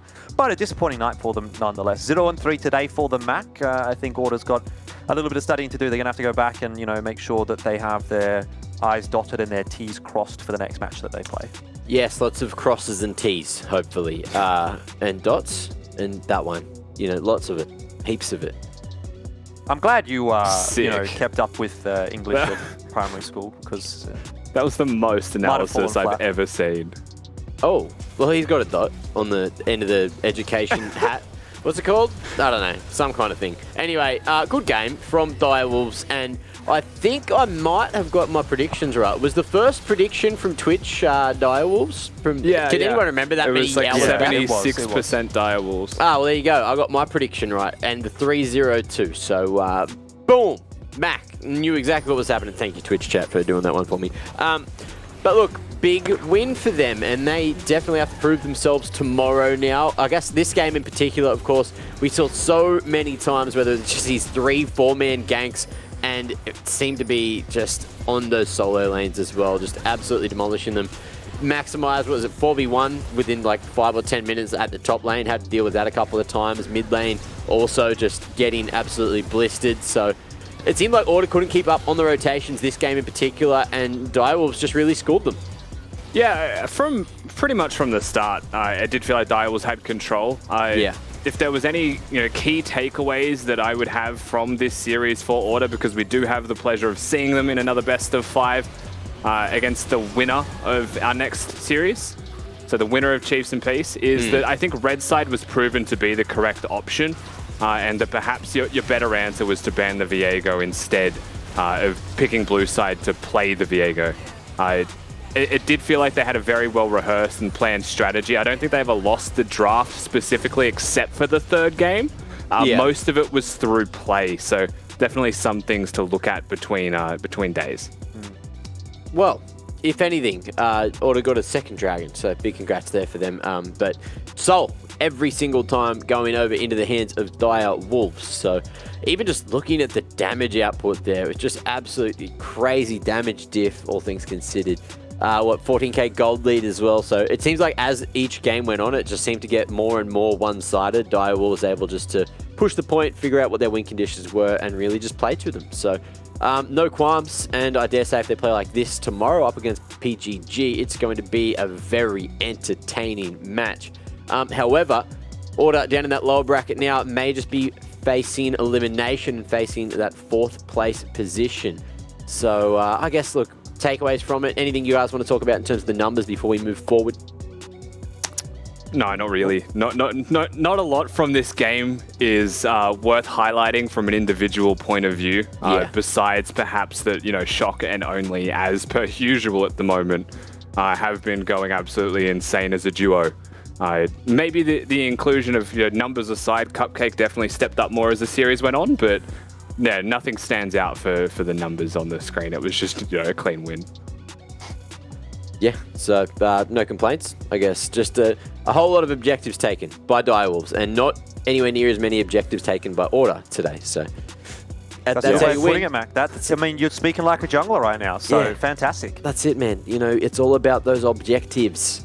And the objective of the game is to get a lot of objectives and push and get the main one big objective, and then you get the W, right? Is that... Nat, can you confirm that with the players? Is that how you play League of Legends? I might word it a little bit differently, but I'll definitely ask them. In fact, I do have Claire joining me for the post-series interview. Congratulations, Claire, on that win for you guys. Absolutely outstanding. I mean, you guys take it 3-0. That's phenomenal. How are you feeling with that one?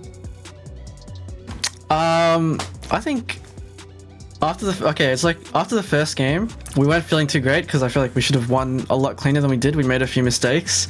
After the second game, the game was an improvement, and I think we felt pretty good about that one. And that last game, my whole team is so happy, and I was so upset. There was like 3 times where I was like a millisecond off getting an assist and getting extra gold, but I ended the game 0-2-1 with 6,000 damage dealt. I literally did nothing. I played Camille versus Time Kench, and I did not have fun, guys. So I'm happy we won, but I'm unhappy that I did not have fun. I love that so much. Your team is just like popping off. You guys have probably had one of the best score lines we've seen in the LCO, and you're like, get me out of this game. I do not want to be a part of it anymore. I love it. Yep, exactly. I want to know a little bit more about, I guess, that change between the games. Like, you say game 1 was difficult, but you guys bounced back really strong in game 2. So I kind of want to know what conversations are happening for you guys to be able to come back like that. We didn't really talk about ourselves. I think we all acknowledged that we didn't play as well as we could have or should have, and we mostly talked about how Order were not playing well, and if they play at the same level and we improve our level, because we know we can in the next game, then it's going to be a sweep. So like, we pretty much played a mirror of game 1 in game 2 in terms of the draft, and yeah, game 2 was way easier because we knew what we needed to clean up, and I don't think Order's game plan was a winning one versus us. Yeah, it definitely wasn't too strong from them. Speaking of those drafts, though, I guess what you're saying is right. The drafts between game 1 and 2 were almost exactly the same. Was there much surprise, though, between those 2 drafts? Let me think. No, not really. I think it was all pretty standard. I think our draft preparation, we prepared scenarios, right? And our draft and their draft looked like pretty much what we had planned for. So I don't think anything was too surprising. They drafted pretty standard. Like, it wasn't too bad. They didn't get outdrafted or anything, except maybe on the last game. But yeah, I think it all came down to gameplay. I don't think they played too great, and we took the win because of it. Yeah, I definitely, kind of agree with that. You guys, though, were looking so strong. You had amazing team fight. I think that that's something that you guys have, slowly, progressively gotten so amazing at. And it really came out in these 3 games today. But I want to know, how or, how did you get to this? And why was it so decisive in the fights that you guys were taking today? I mean, we just kind of know our limits, on our champions. I guess we've been practicing the whole split. We started off at the bottom pretty much, so I guess we put a lot of focus into improving, as everyone should. And yeah, I don't really know what to say. We just focus on getting better, and that allows us to play better and team fight better, I guess. Yeah, it definitely feels like the final form of Direwolves, or at least you guys are just on your way up to being so amazing. But look, congratulations again on the win, and thank you so much for joining me. Thank you. That's it. Practice makes perfect. Oh, see you, Nat. Oh, hey, Nat. Hey, she's back. This is the second time today. Can I just point that out? Someone's that got a vendetta against Nat. Someone's like, get her out of here, bro. We do not need her on the broadcast What do you anymore. mean? They're just playing peekaboo. Don't worry. We're playing games. It's all right. It's all right. Now, that, of course, brings us to everyone's favorite segment, mostly the players who play for this all the time. It is the player that delivered, and I'm not going to keep you waiting. It was your boy in the jungle, the master only, doing a damn good job as well. So 9-0 and 6. These are stats from game 2. However, it was pick any of those games and he popped off anyway. So no matter what the stats were, look, 78% kill participation there in game 2, 20% gold share. Not heaps of wards placed, but it was a pretty short game. So Rusty, no qualms there, right?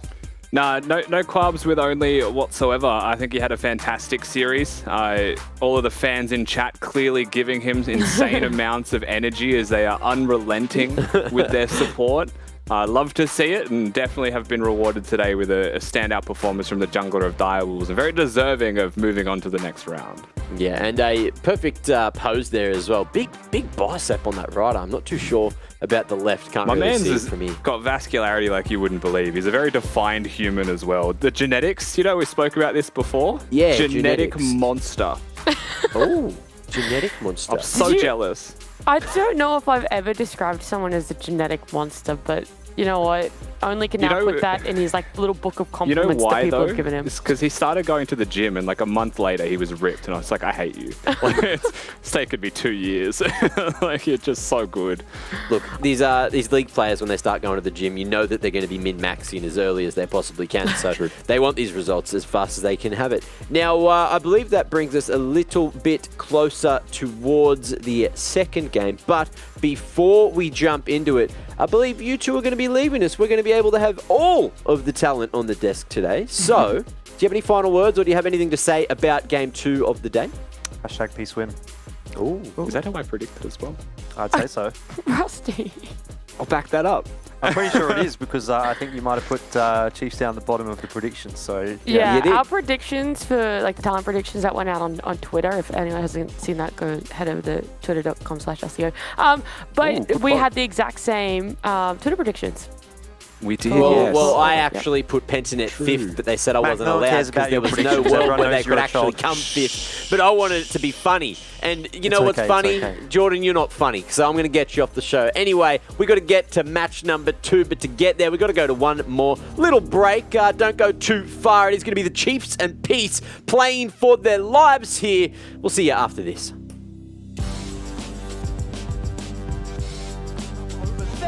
Who got it? It was in the end. It was only he got it. But in the end, we're still looking at Order trying to end the game. Puma so low, goes down to an Elder Proc, but the Nexus is open. Kevy surely won't have enough damage to get it done here himself and will fall down. Order, despite a very stoic attempt on the defense, here's a teleport into the backline. Maximize and Chungy.